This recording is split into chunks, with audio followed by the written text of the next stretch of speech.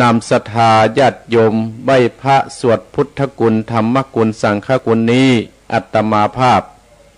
พระครูวรธรรมนาถตุเจ้าวัดหนองเหียงตำบลสันติสุขอำเภอไดรอจังหวัดเชียงใหม่นั่นขอกับขอบพระคุณท่านผอ.ทุกสถานีที่ได้เกาะเกี่ยวสัญญาณกันไปฮืออาตมาภาพหรือว่าเก้ากับผมได้มีเสียงออกเอาธรรมะคำสั่งสอนขององค์สมเด็จพระสัมมาสัมพุทธเจ้านั้นฮือศรัทธาได้ฟังกันขอบพระคุณอนุโมทนากับสถานีวิทยุขึ้นเพื่อการศึกษาศาสนาวัฒนธรรมวัดไฟหิน 104.50 อำเภอเมืองจังหวัดเชียงใหม่และขอบพระคุณสถานีวิทยุคณะสงฆ์อำเภอฝางวัดพระบาทอุดมขึ้น 100.25 อำเภอฝางจังหวัดเชียงใหม่และขอบคุณวิทยุดินเด่นถิ่นล้านนาบ้านลงงัวตำบลน้ำบ่อหลวงอำเภอสันป่าตองจังหวัดเชียงใหม่ FM 103.50 และสถานีวิทยุขึ้นธรรมะของชุมชนวัดห้วยตองซักอำเภอจอมตอง FM 98.75 และสถานีวิทยุมนต์เสียงธรรมอำเภอแม่แจ่มจังหวัดเชียงใหม่วัดบุพาราม FM 106.25 และสถานีวิทยุเน็ตเดลเรดิโอ FM 96.75 บ้านจงตำบลทุ่งกวาวห้างหุ้นส่วนจำกัดอนุสรณ์เรดิโออำเภอเมืองปานจังหวัดลำปางและสถานีวิทยุชุมชนคนเหนือเขื่อนอำเภอฮอดจังหวัดเชียงใหม่ FM 90.75 และสถานีวิทยุเพื่อการศึกษาพัฒนาอาชีพ FM 103 อำเภอเมืองจังหวัดลำปางคุณอนุพงษ์ตาจีนะและสถานีวิทยุ FM 99.50 วิทยาเทคโนโลยีและการจัดการกพพ.แม่เมาะจังหวัดลำปางขอบพระคุณอนุโมทนาสาธุโดยเนอร์ที่อาตมาหรือว่าเก้ากับผมได้ขอบคุณในตอนเจ้านี้บุญญาบารมีอันใดก็ตามที่เจ้าของสถานีวิทยุได้เอาครูบาอาจารย์เสียงครูบาอาจารย์นี่ไปออกถึงบ้านถึงจองอย่างบรรดาศรัทธาญาติโยมบรรดาป้าอุ้ยแม่อุ้ยผู้ฟังเฮาทั้งหลายลูกแต่เมื่อเจ้าตั้งแต่ตีสามมาอาตมาภาพก็จะเจิญศรัทธาญาติโยมที่ลูกกันเจ้าไหว้พระสวดพุทธกุลธรรมกุลเพื่อเป็นมงคลกับชีวิตในครอบครัวและที่อยู่ที่อาศัยของเฮาศรัทธาญาติโยมลูกแล้วน้อป้าอุ้ยแม่อุ้ยป้าออกแม่ออกพี่น้องศรัทธาญาติโยมศรัทธาตังแม่แตงพ่อครูอ้วนก็ดีจี้จังโทหาอาตมาภาพคุณโยมยุพินหอมมาราแม่หยวกก็ดีพ่อไอ้แม่น้อยสันปงแม่ริมก็ดีเนอแม่เพนตาจ้างก็ดีหญิงภัยหัวใจเพชรเนี่ยพ่อแก้วแม่นงรักเขาหลายผู้หลายคนตลอดถึงแม่ครูยาก็ดีหลายผู้หลายคนพี่น้องตังแม่แก้ดน้อยที่จังมาหาอาตมาภาพก็ขอให้ตั้งอกตั้งใจไหว้พระภัยพร้อมๆกันเนาะตลอดถึงคณะศรัทธาญาติโยมที่อาตมาภาพมาได้เอ่ยมาก็ดีเนาะก็ได้บุญได้กุศลกันคู่คนเพื่อเป็นมงคลที่รับที่นอนณบัดนี้เนอตั้งอกตั้งใจเนอเอากราบพระกราบหนึ่งกราบสองกราบสามเอาตั้งอกตั้งใจณบัดนี้ ต่อไปจะได้โยงกรรมสุมา5 กฎหักเสียก่อนแล้วเราจะได้ไหว้พระต่อไปตั้งอกตั้งใจณบัดนี้เนอสาธุสาธุปันเตคะเดพระปัญจนะลัตตะนาแก้วอาปาการอันตะลงอานันตาติกุญญาณอันวิเศษเป็นที่พึ่งแก่เทวดาและสัพพมูสตาบัดนี้ก็ไม่มีมูลสตาจูผู้จุคนท่านผู้ฟังตั้งหลายก็ได้สนองคงไขว่ตกแต่งแปลงนบมายางอังคิ บุปาลาจาดวงดอกเขาตอกดอกไม้ลำเตียนมาจับเนียนไว้เหนือการปันเป็นหาโกตากสั่งวิภาคต้นอวดเดสตาผู้กาตั้งหลายก่อนน้อมตาไว้ปุจญายังพระมุนีต้นศักดิ์สวัสดิ์พระบาทและพระธาตุเจดีย์ส่วนจัตุรันตวนสองมีบ่อเศร้าผู้ข้าเจ้าตั้งหลายน้อมตะไวปุจจาพระธรรมเจ้าอันหอมอื่นทวนมีทวน84,000พระธรรมมาการส่วนจัตุวันตวนสามนั้นเล่า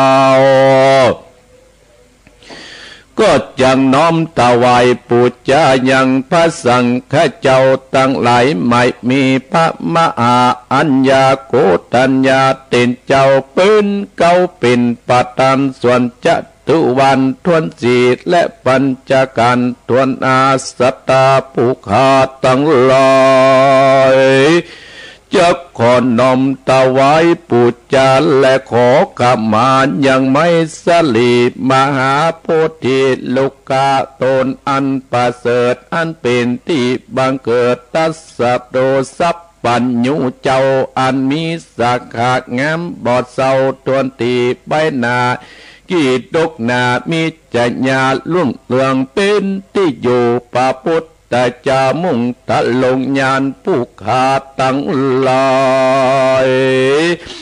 จะขอถวายปุจญายังกรรมฐานวิปัสสนาญาณอันวิเศษเป็นเก้าเหตุ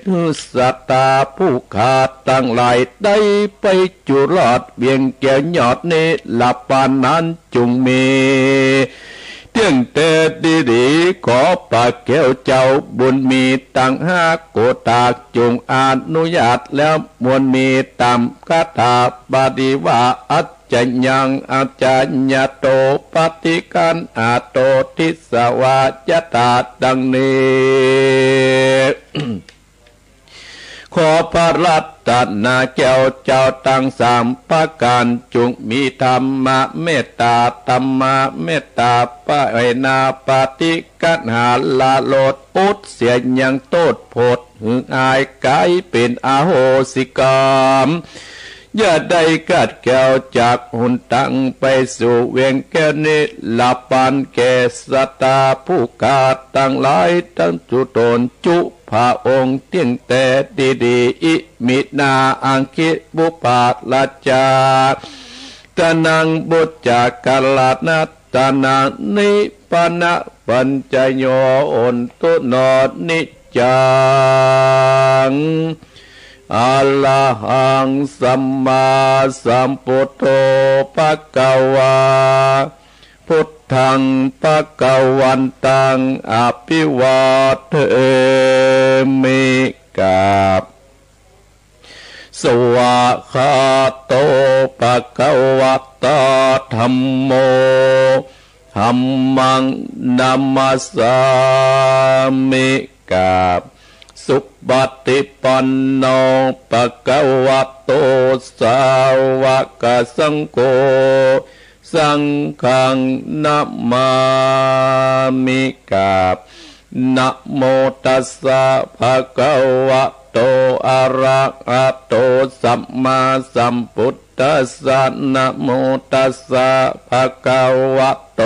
อะระหะโตสัมมาสัมพุทธัสสะนะโม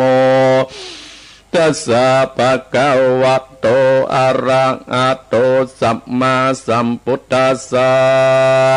พุทธังสรณังกัจฉามิธัมมังสรณังกัจฉามิสังฆังสรณังกัจฉามิตุติยัมปิพุทธังสรณังกัจฉามิตุติยัมปิธัมมังสรณังกัจฉามิตุติยัมปิสังฆังสรณังกัจฉามิตติยัมปิพุทธังสรณังกัจฉามิตติยัมปิธัมมังสรณังกัจฉามิตติ ยัมปีสังกังสัตตนังกัจจเมอิติปิโสภะคะวะอะระหังสัมมาสัมพุทโธวิจจาจัตตานาสัมปันโนสุขโตโลกเวโตอนุตตโตปุติสัตตัมมัสสัตตติสัตตาเทวมนุสัตนังพุทโธภคะวะติสุวาคาโตภคะวะตาธัมโมสันติติโก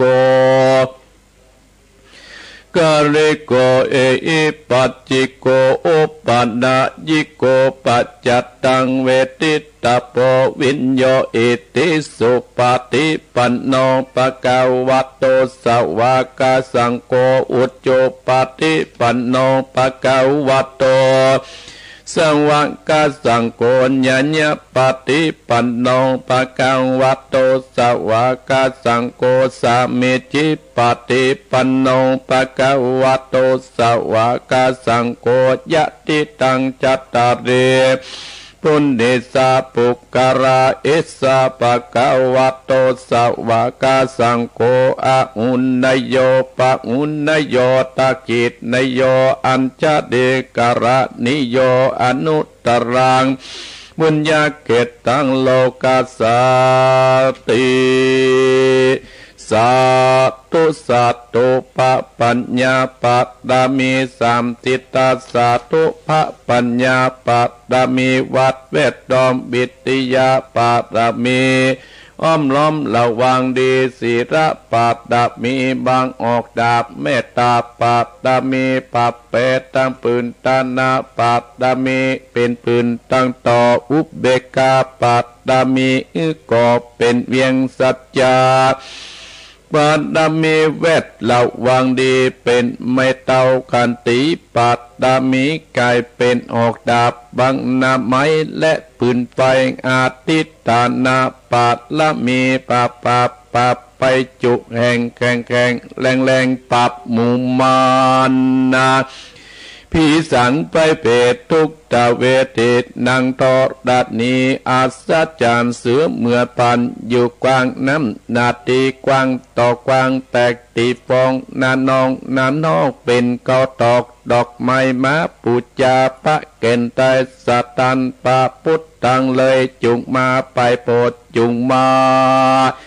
นุญาตโปรดผู้กาเตดิลีแม่ทอดดัดนีออกมาดิดม้อยผมอยู่ตีข้างธาตุจังไรกัดกางาซับพ่นดินพ่นนำนาตีลงป่าไผ่ขอฮับตับเต้าปัญญามานเอาอาปุนกัว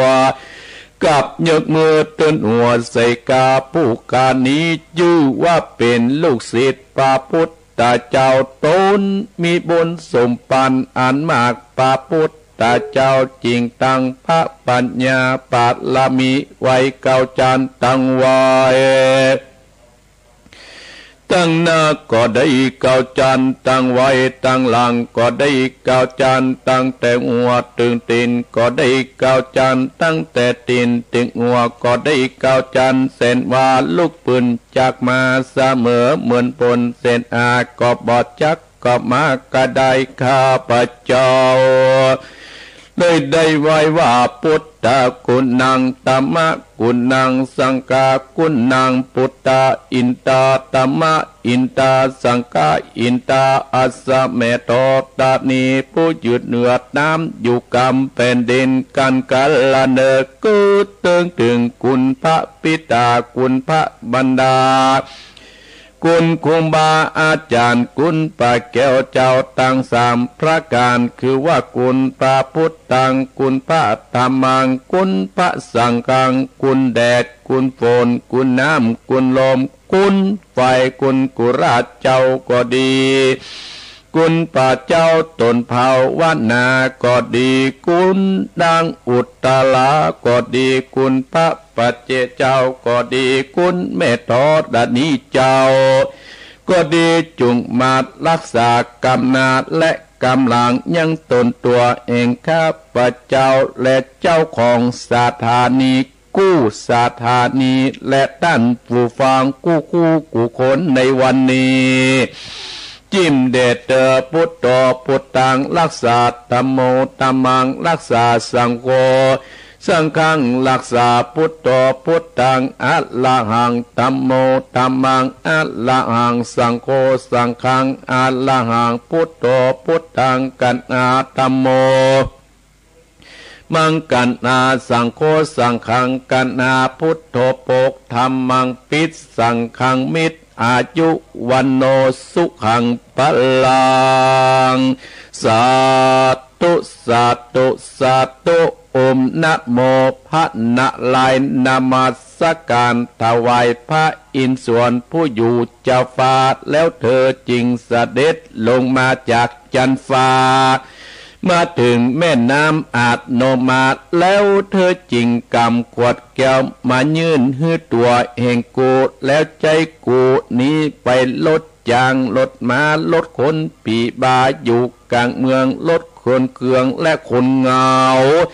ลดคนต้องอธิการและคนคืดโกงการลดผักลดหญ้าลดกาลดข้าวฝักนาลดฟักลดแฝงลดแต่งลดเตาลดคนอยู่สั่งลดขา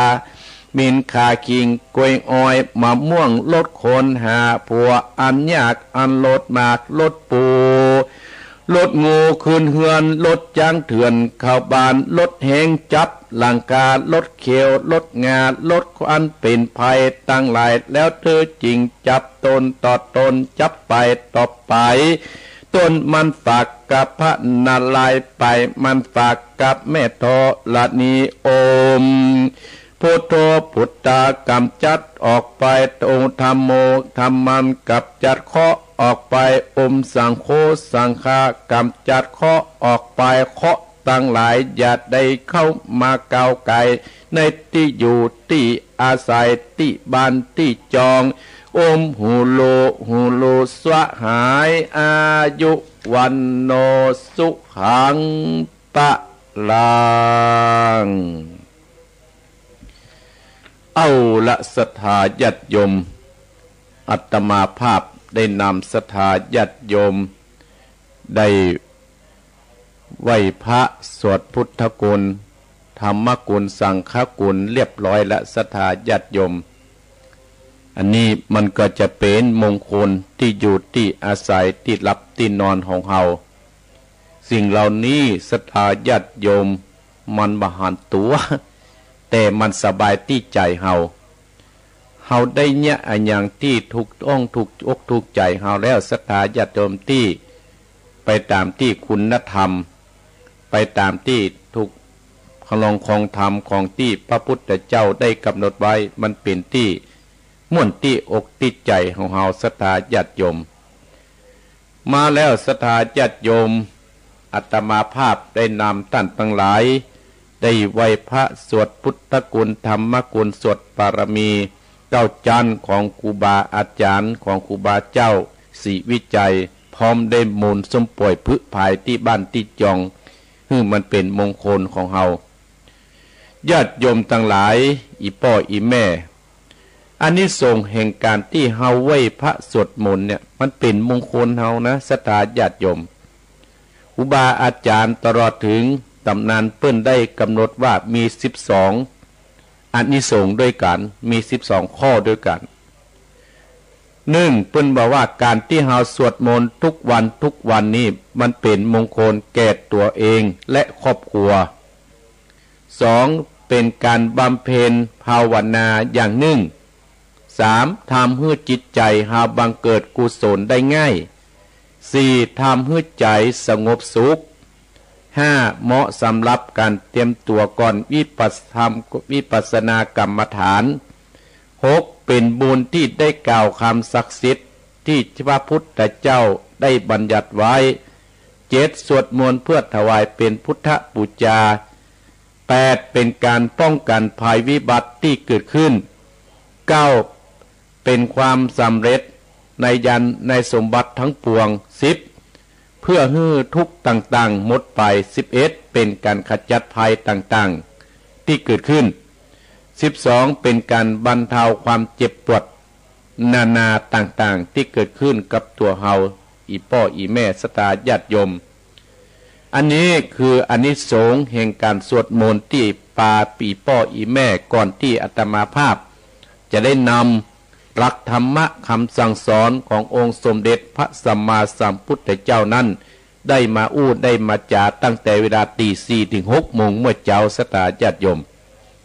อันนี้คืออานิสงส์แห่งการที่เฮาสวดมนต์เฮาจะทำอันยังกะตามเฮาจะเนี้ยอันยังกะตามอีป้ออีแม่มันเป็นบุญเป็นกุศลกับเนื้อกับตัวเฮาและเป็นอานิสงส์สืบทอดคือกับตัวเฮาทุกวี่ทุกวันศรัทธาญาติโยมทุกวี่ทุกวันมาโดยตลอดแล้วมันก็จะ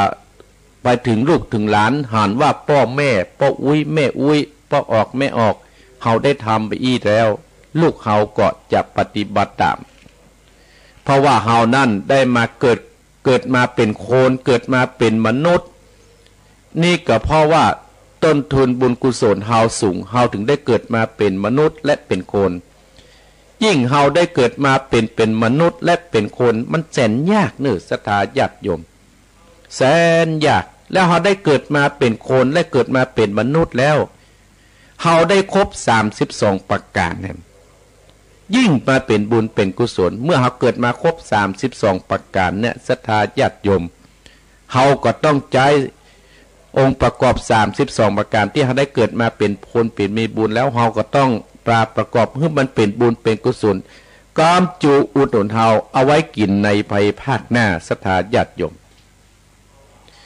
คนเฮาเนี่ยอยู่แล้วในโลกมนุษย์เนี่ยศรัทธาญาติโยมถ้าบุญญาปารมีเฮามันนักนี่นะเฮาสามารถเฮาจะอยู่บ่ได้อย่างยิ่งทุกวันนี้ศรัทธาญาติโยมเฮายิ่งอยู่ยากกว่าสมัยก่อนนะศรัทธาญาติโยมแต่ก่อนนี่ศรัทธาญาติโยมอากาศมันก็บ่แจ้งฮ้อนอย่างอี้หรอ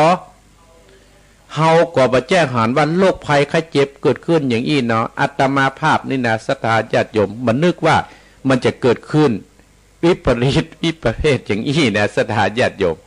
โอ้อาตมาภาพดื้อบ่เคยฮู้บ่เคยหอนแต่เฮาไปย้อนกำอู้ครูบาอาจารย์ไปย้อนตำรับตำราที่ครูบาอาจารย์เพิ่นเขียนมาตลอดถึงกรรมอู้กรรมจ่าที่เพิ่นเขียนมาเป็นกรรมปะเก่าเนี่ยศรัทธาญาติโยมโอ้อาตมาภาพว่ามันเกิดขึ้นเมื่อเฮาได้เกิดขึ้นเฮาได้ฮู้เฮาได้หานก็นับว่าเป็นบุญแห่งเหมาะศรัทธาญาติโยม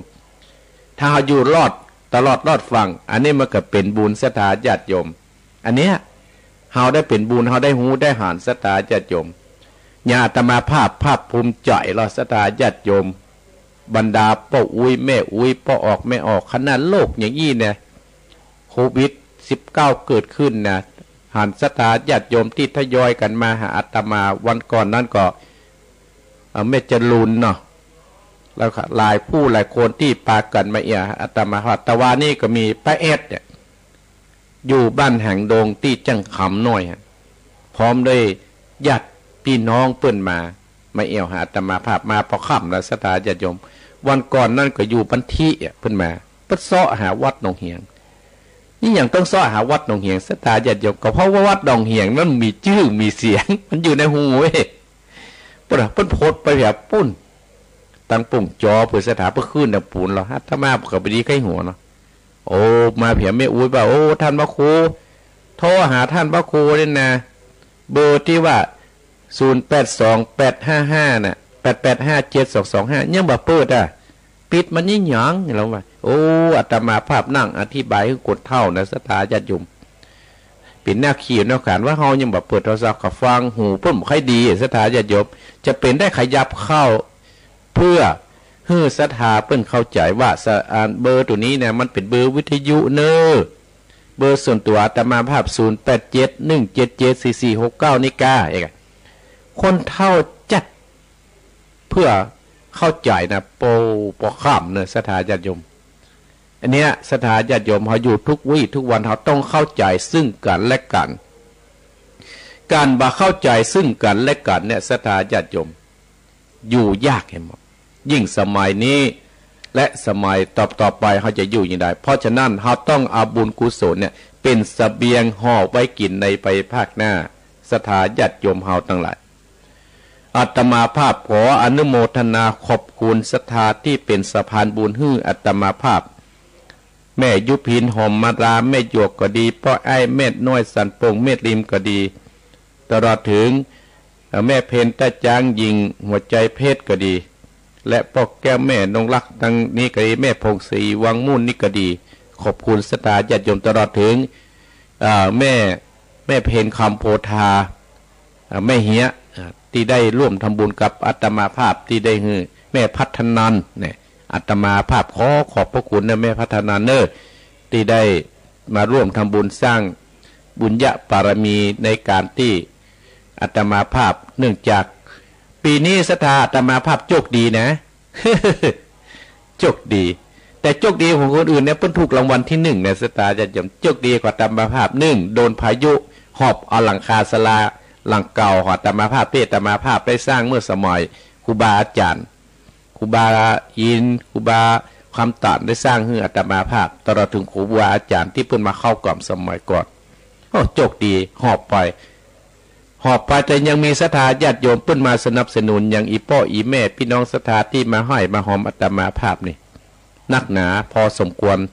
ได้ไป30,000ป่ายแล้วเนี่ยศรัทธาญาติโยมขอบคุณอนุโมทนาสาธุด้วย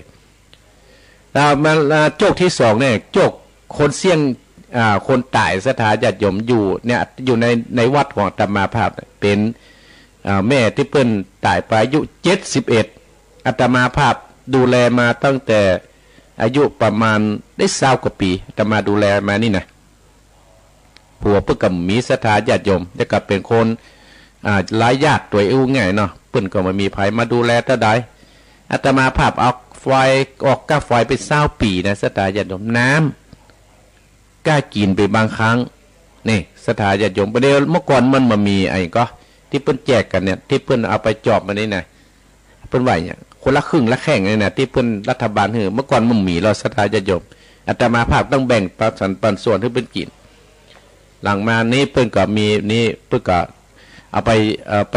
เสียบที่ร้านมาก็มีข้าวกินมาประเดี๋ยวเพิ่นเสี่ยงชีวิตโอ้เงินก็บ่มีอย่างก็มีศรัทธาญาติโยมแล้วคนขั้นหลายเห็นไหมเนี่ย คนสมาขั้นหลายมาคนนี่เนาะศรัทธาญาติโยมเนาะก็ป้ากันโอ้ก็ได้รับความเมตตาจากศรัทธาวัดหนองเฮียงช่วยกันศรัทธาญาติโยมเพิ่นก็มาทำกินเฮ้ยก็ยังแขวนหน่อยเนาะทุกคืนอาตมาภาพสวดทุกคืนสวดแล้วก็เทศธรรมทุกคืนเป็นเจ้าภาพทุกคืนอันนี้อาตมาภาพก็ได้ทำบุญกุศลอาตมาภาพก็นึกเอาบุญญาปารมีเนี่ยอาตมาภาพก็ขอมีคนอุปถัมภ์คำจุกันนึกถึงวันศรัทธาญาติโยมก็ตั้งหน้าเป็นไปเป็นอยู่ในวัดในกับแปลงอาตมาภาพการน้ำกาแฟบ่เคยเสี่ยงอาตมาภาพก็เสี่ยงขึ้นตลอดไป20กว่าปีในศรัทธาญาติโยมอาตมาภาพเนี่ยอยู่ในกับแปลงในศรัทธาวันนี้ก็เป็นวันสุดท้ายละมันพูดก็จะไปเผาละก็มีคนเป็นฮับร้องฮับประสาทเด้ที่คนในหนองเหียงเพื่อก็มีเมตตาฮับอาตมาภาพก็สบายไปหน่อยหนึ่งมีคนซื้อหลัวฮื้อมีคนซื้อน้ำฮื้อชาวเช็คเพิ่นได้30,000 กว่าบาทตั้งหลายตายเมื่อได้2 วันแล้วนะภายมหันสักคนอาตมาภาพกับมหันไปหาศรัทธาญาติโยมกึดแล้วคนว่าคนเฮาเนี่ยตายไปบ่ได้สักอย่างแม้แต่ผ้าเนี่ยศรัทธาญาติโยมคนบ่สบายนะผมได้นี่แต่มากระโดดไปโดดวิ่งไปวิ่งมาเอาผ้าใส่เปิดอาตมาภาพก็เอาบุญกุศลเนี่ยก็ได้บุญกุศลจากศรัทธาญาติโยมที่มาช่วยเตือนแท่งอาตมาภาพที่โดนพายุอันนี้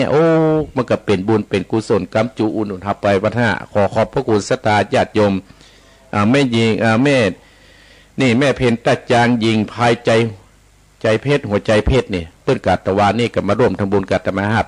2,300 บาทขออนุโมทนาสาธุโดยมีเป็นสะพานบุญให้อาตมาภาพในต่อไปก็จะมีพ่ออ้ายแม่น้อยสันโป่งนี่เปิ้นโทรมาตะวันนะก็ดีใจเนอะพ่ออ้ายเนอะลูกแล้วกะลูกตื่นเนอะพ่ออ้ายเนอะแม่น้อยตื่นแต่ว่าก็โทรมาอนุโมทนากับแม่น้อยแม่ยุพินหอมมาราเพิ่นก็จะอนุโมทนาแม่หลายผู้หลายคนที่จะช่วยอาตมาสาธุขอบุญกรรมบุญจูเนอะซื้อเมทัลซิดมามุงหลังคาก็ของครอบครัวของอีพ่ออีแม่ทุกท่านทุกคนที่ฟังนี่ ให้มันจุ่มมันเย็นให้คาดแคล้วจากโรคภัยอย่าได้มาก้าวไก่ลูกของเฮาอย่าได้มาก้าวไก่ในชีวิตประจำวันของเฮาทุกท่านทุกคนโดยเอาละสถานญาติโยมอาตมาภาพได้พั่มอูจาสถานญาติโยมเกิงชั่วโมงและสถานญาติโยมอาทิตย์หนึ่งอาตมาภาพมา1 วันสถานญาติโยมได้อู้ได้จากัม่วนหรอกมันได้ม่วนอกม่วนใจวันนี้จะได้อู้ได้จาสถานญาติโยมคนเฮานั่นที่เกิดมาแล้วก็ได้ปากันสร้างบุญสร้างกุศลสถานญาติโยมเกิดมาแล้วเนี่ยสถานญาติโลกที่เฮาเป็นเนี่ยตึงวันนี่นะมีอยู่3โรคที่หมอเนี่ยยามาหายนะอันโรคโควิด-19หมอยาหายโรคเอดส์หมอยาหายโรคมะเร็งหมอยาหายสถานญาติโยมเป็นโรคที่หมอยามาหายเนี่ยมี3โรคเนี่ยถามว่าโรคนี้เกิดขึ้นกู้คนก่อนเกิดขึ้นกู้คนสถานญาติโยมเกิดขึ้นตั้งแต่เฮาเกิดมาหูกำคู่กำคน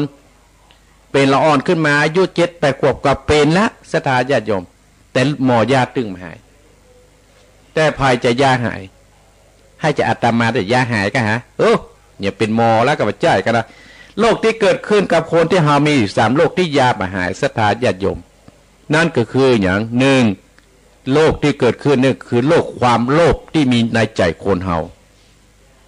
2โรคที่มีในใจเฮาคือโรคคือความโกรธความขี้มิ่ง3โรคความหลงที่มีในตัวเฮา3โรคเนี่ยสถานญาติโยมที่ยามาหายที่ยามาหายในหมู่เฮาที่เข้ามาในวัดวาก็คือมีน้ำธรรมคำสอนของพระพุทธเจ้าฮะเปิ้นจะสอนให้เฮาล่ะโรคเนี่ยหมอยาเนี่ยยามาหายแต่โรคพระพุทธเจ้าเนี่ยยาหายเรื่องคือความโลภที่เกิดขึ้นในใจของเฮาเกิดขึ้นมาแล้วมีการกู้คนมีตั้งแต่สมัยอดีตถึงปัจจุบันตั้งหลายมีเมื่อสมัยพระพุทธเจ้าของเฮาเนี่ยความโลภของคนเฮานี่นะเมื่อสมัยก่อนนะสถานญาติโยมอาตมาภาพเคยเปิดในธรรมเนี่ยผูกเนี่ยมีสมัยพระพุทธเจ้ามี2พระพุทธเจ้าเนี่ยเป็นเพื่อนสีกับพระเจ้าเทวทัตนี่นะที่โดนแผ่นดินดูดให้มันไปตกนรกในพื้นดินไว้นะ เนาะโดนแผ่นดินดูดนะเพราะอย่างเทวทัตเนี่ยกับพระพุทธเจ้าเนี่ยเป็นเพื่อนกันครั้งหนึ่งได้ไปเกิดชาติหนึ่งได้มาเป็นปกาท่านทั้งหลายมาเป็นปกาเทวทัตก็เป็นปกาและพุทธเจ้าเขาก็เป็นปกาคืนนี้ไปค้าขายตัวกันทรัพย์สินเงินทองกับค้าแข่งกันไปในจิตในใจศรัทธาญาติโยมแต่พุทธเจ้าเขาเนี่ยเกิดเป็นคนเมตตาอันใดมีหลักการเนี่ยเพื่อจะอู้ไปจัดจ่ายให้คนทั้งหลายหูเพราะว่าบางครั้งเขาเนี่ยเขาบอกหูหรอกศรัทธาญาติโยมมีครอบครัวยากจนคนหนึ่งศรัทธาญาติโยมผัวเปิ้นตายเรือก็ลูกกับเมียเปิ้นโอ้ลูกเปิ้นหอนปอกกามาขายครอบขายครัวมันก็เหมือนเฮาละอ่อนไปเดียวเนี่ยกับศรัทธาญาติโยมละอ่อนหันอาติมติ้งหันซาลาเปามาแป๊บให้กินเหรอบางครั้งพ่อแม่มีสตังค์พ่อแม่ก็ต้องไปซ้อให้ลูกได้กินเหมือนเปิ้นอันนี้เกิดเหมือนเดียวกันตั้งหลายความโลภข้าพระพุทธเจ้าเฮาไปเป็นปอกาและก็พระเทวทัตก็เป็นปอกามีเทวทัตหาไปก่อนไปปะใส่ไม่ยิงตุ๊กตากับลูกของเปิ้นนะเอาถาดทองคำนะจะมาแลกข้าวของสมบัติที่ของเทวทัตเนี่ยเป็นปอกาแลกเอาเสื้อเอาผ้าเลือกเอารองเท้าให้ลูกเทวทัตเพิ่นบอกว่าอย่างไรท่านเพราะความโลภเนี่ยจะขอยากได้ของเปิ้นบ่ได้อ่ะขอยากได้ว่าบ่ต้องเสียทรัพย์สมบัติเสียข้าวของเนี่ยให้กับลูกของแม่หญิงคนนี้ก็เลยบอกโอ้ยายของทาสนี่นะเป็นทาสขี้เมี่ยงมามีกล้ามีศีลบ่ได้แลกบ่ได้ของเฮาเนี่ยมีกล้ามากกว่าทาสตัวนี้ญาติโยมทั้งหลายแล้วก็หนีไปอ่ะอยากไปนั่นก็แล้วพระพุทธเจ้าเขาเนี่ยเป็นปกาตัวกันโตยขึ้นมาเป็นเปื้อนเตียวมาเมื่อลูนหรอมาตัดดิไม่ยิงใจตุ๊กตาคนนี้กับลูกก็ให้กระหันของเล่นให้เหมาะก็เลยเข้าไปหาพระพุทธเจ้าว่าโอ้ปกาเฮาขอเอาเฮามีเงินเฮาขอเอาถาดตัวเนี้ยแลกเข้าสมบัติแล้วเข้าของที่เนี่ยได้ก่อพระพุทธเจ้าดูแล้วโอ้นี่มันเป็นถาดทองคำมีก้ามากกว่าของที่เฮาเอามาขายเนี่ยบอกขึ้นมายิงคนนี้บอกว่าโอ้ยาย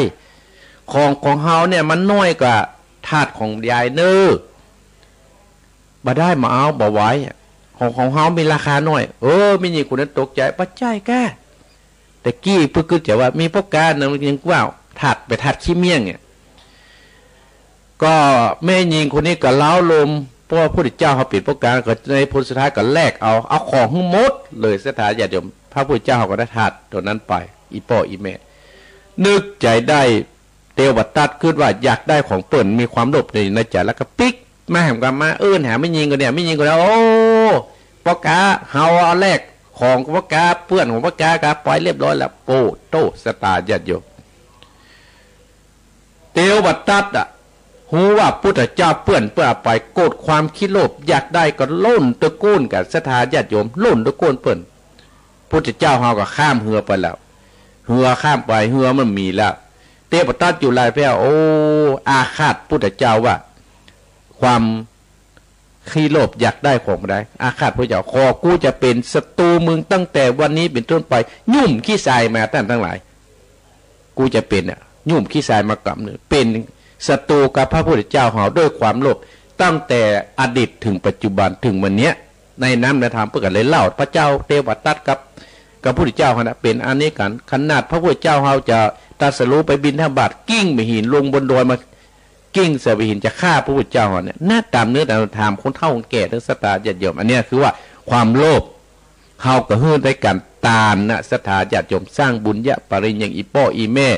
ได้มาสร้างบุญสร้างกุศลสร้างซื้อเมนท่านชิดเนี่ยอาตมาภาพได้ได้จ่าสตาได้ความเมตตาจากสตาอาตมาภาพก็ขอให้เป็นบุญเป็นกุศลกำจุอุ่นครอบครัวและสถาญาติโยมให้คาดแคล้วยังโรคภัยไข้เจ็บก็คือเกิดความโลภนี่มันร้ายกว่าโรคโควิด-19กันในสถาญาติโยมโรคที่สองที่หมอยาหายคือโรคความโกรธความขี้มิ่งโรคความโกรธความขี้มิ่งในสถาญาติโยมเกิดขึ้นได้ทุกคนแต่หมอยาหายโรคขี้มิ่งโรคขี้โกรธในสถาญาติโยมพระพุทธเจ้าว่าดีอย่างเดียวนั่นนะถ้าเรามีความโกรธความขี้มิ่งเนี่ยเขาว่าให้เตะเนี่ยสถาญาติโยมสมมติว่ามีคนขี้มิ่งลองเห็นผัวเมียไม่ขี้มิ่งผัวมันเมียมันมิ่งคือผัวมันน่ะดีอย่างเดียวนะสถาญาติโยมอย่างอื่นตึงไม่ดีตอนไหนสถาญาติโยมตุลุงทองว่าดีตอนที่มันประตามน้ำพริกสถาญาติโยมมาโคตรให้ผัวมันกัดตามก๊อกมันนึกเรียกหมดถ้าทำแบบโคตรขี้โคตรมันแกว่งตามไปครับโคตรให้ผัวมันนะสถาจะอยู่ในตาไฟนะต่ำจนเรียกเลยนะดีโคกปอบ้างปอแตกนะสถาญาติโยมอันนี้เพื่อว่าโรคขี้โกรธนะโรคความขี้มิ่งเพราะฉะนั้นสถาญาติโยมครอบครัวเฮาจะมีความสุขชุมชนเฮาจะมีความสุขนี่นะสถาญาติโยมถ้ามีโรคความขี้โกรธโรคความขี้โลภหมู่นี้นะอยู่มาได้แต่อาตมาภาพได้เป็นคนมีตนมีบุญหน่วยหนึ่งสถาญาติโยมเกิดอยู่ในชุมชนสันติสุขและหนองเหียงเนี่ยสถาเปิ้นมาเป็นคนจะอ่านสถาเปิ้นเป็นคนดีนะสถาญาติโยมสถาเปิ้นเป็นคนที่มันมีความขี้โลภมันมีความขี้โกรธเท่าใดสถาญาติโยมแต่ถ้ามีก็มีน้อยสถาญาติโยมถ้ามีก็มีน้อยโดยเฉพาะชุมชนหนองเหียงเนื้อสถาได้จะประเด็นนี้เข้าไปแข่งจังหวัดพุ่นละหันนี่นะอวดไข่หน่อยนะเตื้อขับฟังประเดี๋ยววันพูกกันวันฮือกันไปแข่งจังหวัดแข่งอำเภอที่1ในสถานญาติโยมประเดี๋ยวผ่านเข้าไปจังหวัดเปิ้นของว่าหมู่บ้านแผ่นดินดำแผ่นดินทองไม่ใช่แผ่นดินทำแผ่นดินทองไม่ใช่แผ่นดินดำนะแผ่นดินทำแผ่นดินทองเนี่ยว่าเว้ยกลัวเพิ่นลูกถ้าพระครูเลยเนาะเนี่ยสถานญาติโยมเป็นคนที่มีจิตใจอบอ้อมอารีก็มีญาติโยมจะถามว่าท่านประเด็นในหนองเฮียงมีคนขี้โกรธกับมันก็มีธรรมดาเพราะว่าแล้วแต่บุญแต่กุศลของฝ่ายอันนี้ว่าโรคความขี้โรคความโลภที่เฮาจะแก้ได้ก็คือด้วยความฮื้อกันฮื้อตาลโรคความขี้โกรธเฮาฮื้อกันรักษาศีลสถาญาติโยมศีลเนี่ยที่อีพ่ออีแม่จังไปตามกันตามงานวันพระวันศีลเฮาก็ป้ากันฮับเนี่ยสถาญาติโยมหาฮับแล้วเฮาต้องไปประพฤติปฏิบัตินำเปลี่ยนจิตเปลี่ยนใจเฮาเปลี่ยนจิตเปลี่ยนใจเฮาเนี่ยสถาญาติโยมให้มันดีขึ้นไปทางที่ดีโลกความโกรธนี่นะเฮาก็จะต้องใจปัญญาให้นักใจในการฟังให้ละลาย ครอบครัวใดถ้ามีความคิดโกรธกันนี่นะสถาญาติโยมผัวเมียลูกเต้าอยู่ด้วยกันบ่ได้นะเพราะฉะนั้นสถาญาติโยมครูบาอาจารย์นะครูบาอาจารย์วัดใดก็ตามถ้ามีความคิดโกรธลูกศิษย์ลูกหาบ่อยู่แล้วนะสถาญาติโยมอีพ่ออีแม่อาจจะถามว่าท่านพระครูคิดโกรธก็มีสถาญาติโยมจะเอาห้ามได้ ห้ามได้เขาก็ลบไปทางอื่นฮะปิกแม่ใหม่เขาอยู่ด้วยกันเขาต้องอาศัยปึ้งปะอาศัยกันนะสถาญาติโยมอย่างทุกวันเนี่ยอีพ่ออีแม่เจี่ยก่ออาตมาภาพต้องอาศัยปึ้งพระน้อยขยมปึ้งพระน้อยขยมท่านทั้งหลายแล้วเขาก็ต้องเลี้ยงดูเขามีกินมีใจเย็นมาเขาก็ต้องเอาเขากวาดเขี้ยวขี้โคโดยเฉพาะที่วัดหนองเหียงในสถาญาติโยมโอ้ประถามสถาเด้อถ้าพระเจ้ามากินมาตาถามเขาเด้อว่าดินที่มันปิวลงมานั่นน่ะ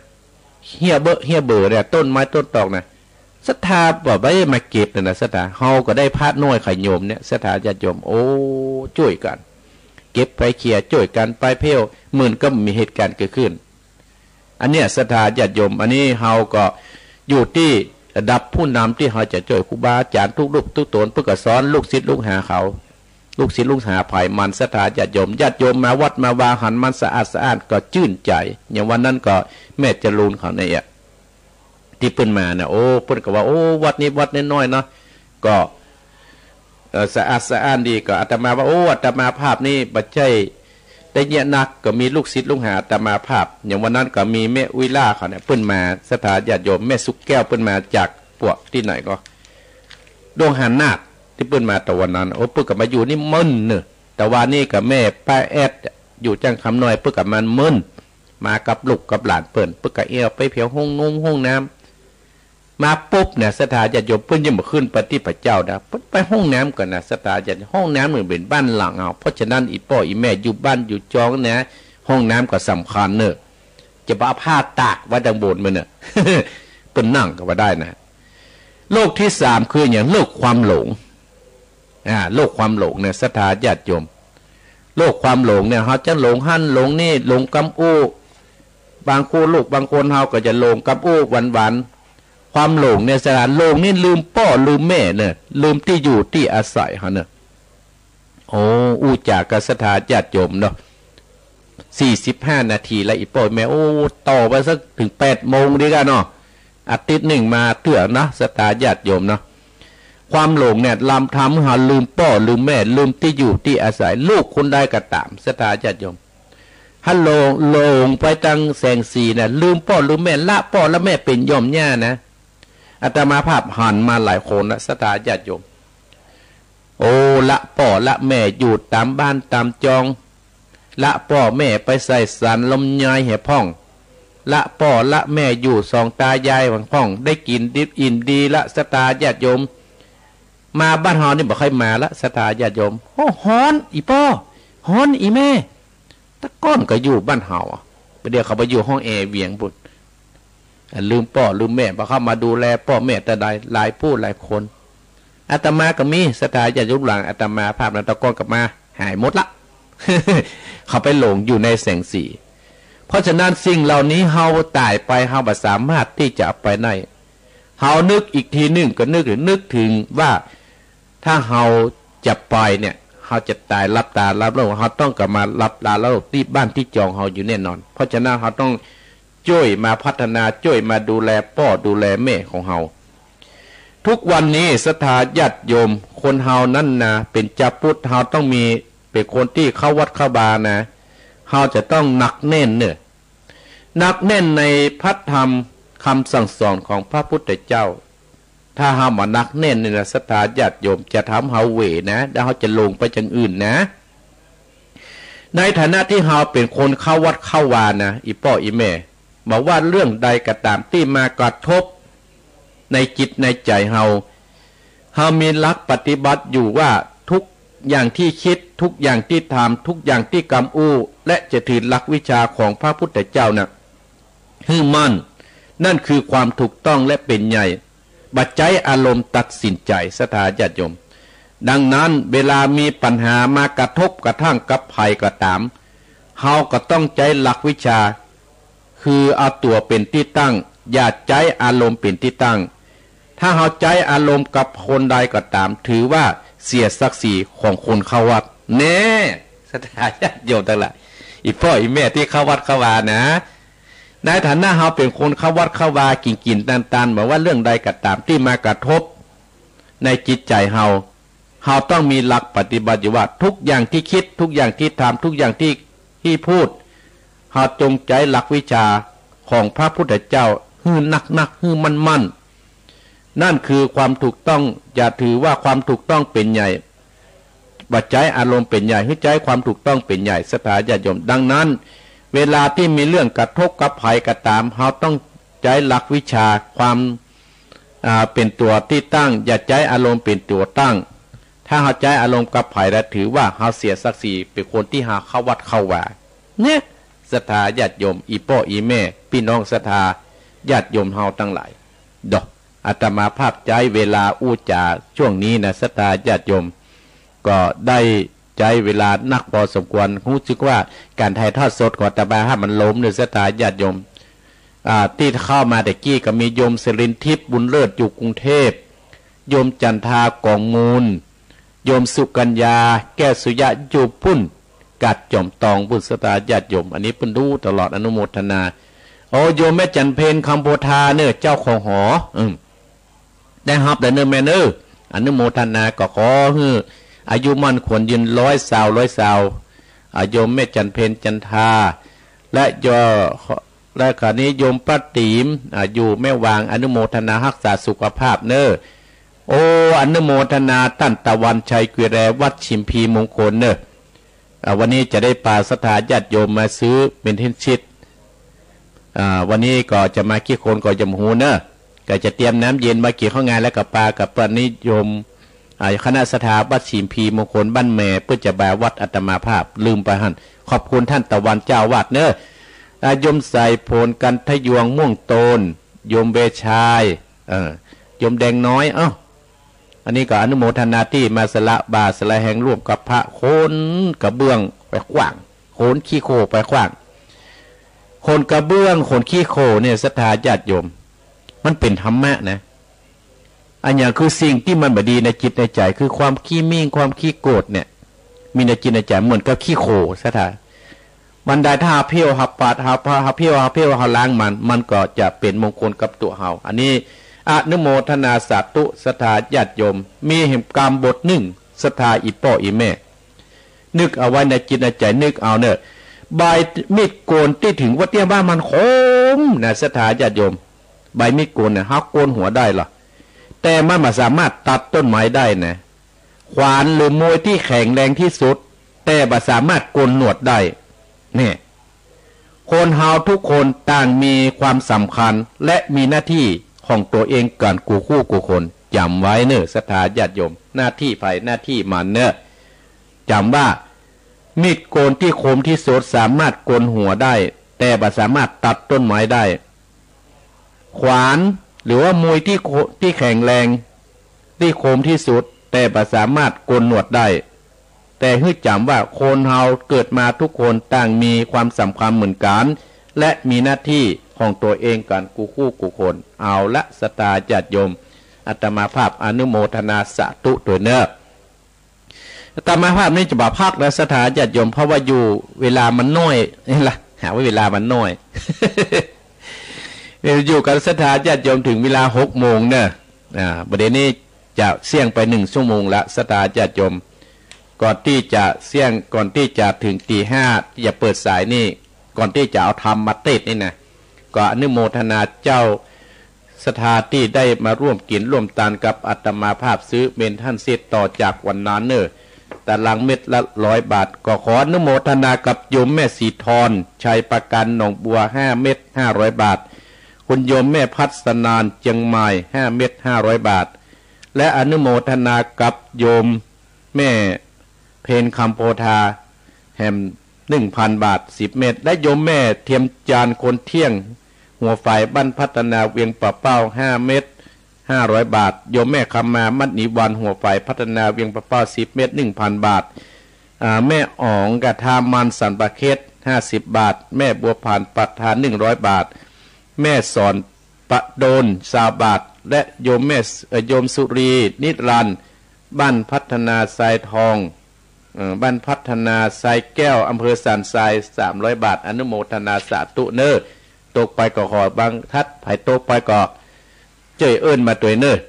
และขออนุโมทนากับแม่วิลา1 ซองก็อนุโมทนาที่เพิ่มได้เขียนราคาอนุโมทนากับแม่สุกแก้วแม่สุกแก้วเปละกันยาพร้อมด้วยศรัทธาและก่อนอนุโมทนากับหายโทรมาเดี๋ยวนะเดี๋ยวก่อนเดี๋ยว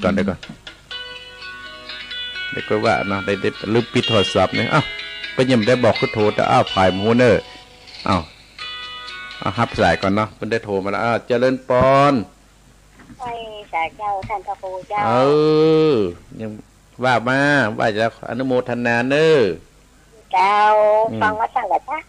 แต่สวดมนต์ตัวเห็นตามเจ้าอนุโมทนาเนอไม่จัดเตียบเนอ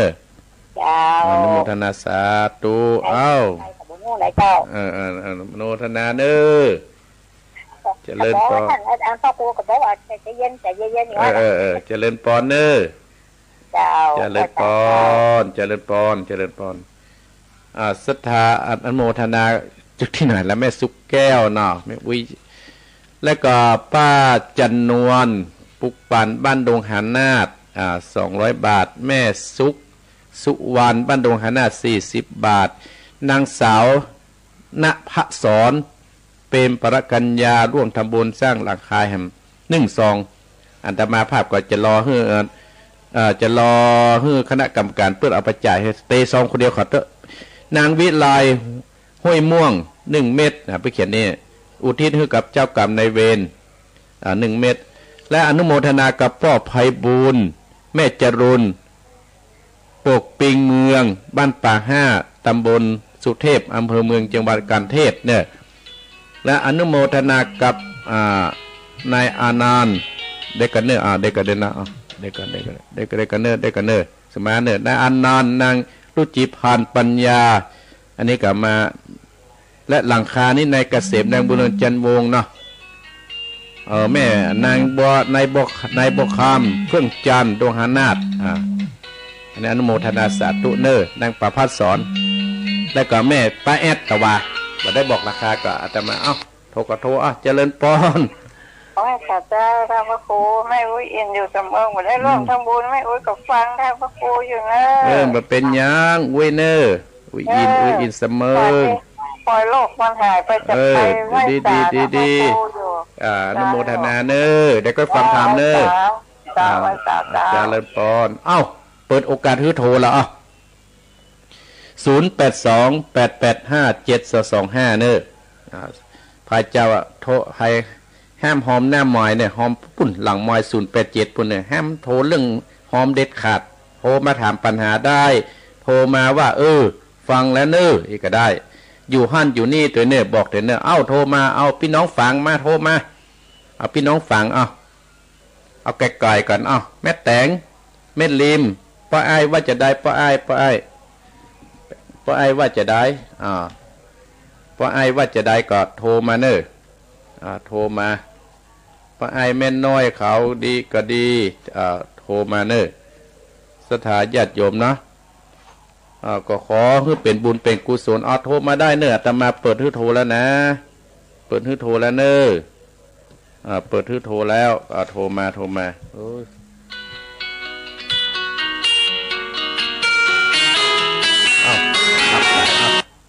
เจริญปอนกรรมสาเจ้าแม่ปณีฝังนะเจ้าแม่ปณีนึกว่ามันมีให้มาฝังแม่ปณีชัดเจนดีก็อันยังก็เจ้าชัดเจนดีก็ชัดเจนดีเจ้าแล้วก็ที่เป็นบุญโดยท่านอาจารย์นะเจ้าขออนุโมทนาสาธุด้วยนะเจ้าขอบคุณเนอแม่เนอเจ้าสาธุเจ้ายินดีเนอเจริญปอนไม่สาเจ้าแล้วก็ครูพายปัญญาเจ้าไปกันแม่สายทองแม่สายทองทันยายแก้วทำอะไรอยู่มันเป็นยังถ้าไปแต่กัน ทำไมนี่ถ้าไปตั้งไงเราเงากับถามเพื่อฮะที่แม่ลุงรักหาแนเนอร์ไม่น้อยนั่นนะไม่น้อยนะกะเจอได้ยินไม่น้อยไปสมองมันไปบ่อยยินดีเนอร์วันนี้ก็ไม่น้อยถ้าจะมาอยู่ยินดีเนอร์จะเลิศปอนจะเลิศจะเลิศปอนจะเลิศปอนไปสาเจ้าอยู่ที่ไหนแม่แก้วบ้านแม่ฮาวเจ้าโอ้แม่แก้วอนุโมทนานี่ก็พูดนำบุญโกนแม่แก้วแม่แก้วได้ไหว้พระตัวเจ้าได้ไหว้พระตัวเนาะเจ้ายินดีนะแม่แก้วเนอพัดเจนดีแม่เจ้าเนอจินดีเจริญปอนนะแม่เนอไหว้พระเจ้าเจริญปอนโทรเข้ามา0828857225เจริญปอนกับไหว้สาครับป้นน้อยบุญปอนพี่น้องฟังตั้งแต่เช้าวันที่3ตั้งแต่ว่าครูวันที่วัดมาแล้วเลยน่ากะยินดีนะเนอครับผมเป็นกำลังใจให้ผู้สูงผู้องค์เลยยินดีได้ไหว้พระตัวเฮาแล้วเนาะครับผมกับไหว้สาท่านพระครูครับยินดีเจริญปอนเจริญปอนเจริญปอนแก่ไหว้สาเจ้าท่านพระครูแม่สีทอนแม่สีทอนได้ฮับเรียบร้อยแล้วนะได้ยินแล้วเนาะใจประการยินดีเนอะบุญรักษาแม่ขอให้มันปกโฮมรักษาให้แม่จุ่มเย็นมีครอบครัวมีความสุขเนอะจะเลินปอนแม่สีทอนชัยประการหนองบัวเจริญปอนแม่บกคำต้าจางว่าจะได้แม่บกคำ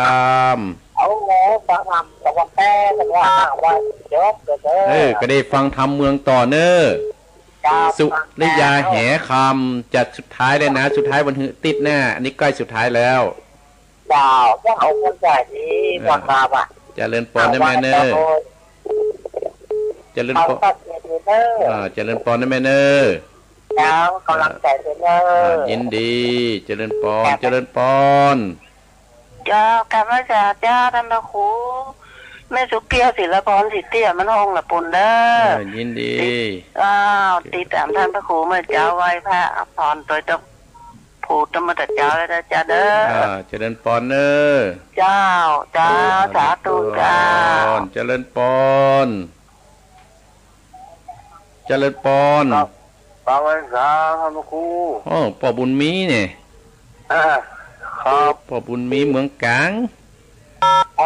วันนะครับเนาะยินดีฮอนเนาะตั้งเมืองกลางมาฮอนกันครับยินดีพ่อมือบุญมีเนอเดี๋ยววันใส่ท่านเด้อขอบคุณเจริญปอนพ่อเป็นเจริญปอนอ่อนโยนเข้ามาพระสาเจ้า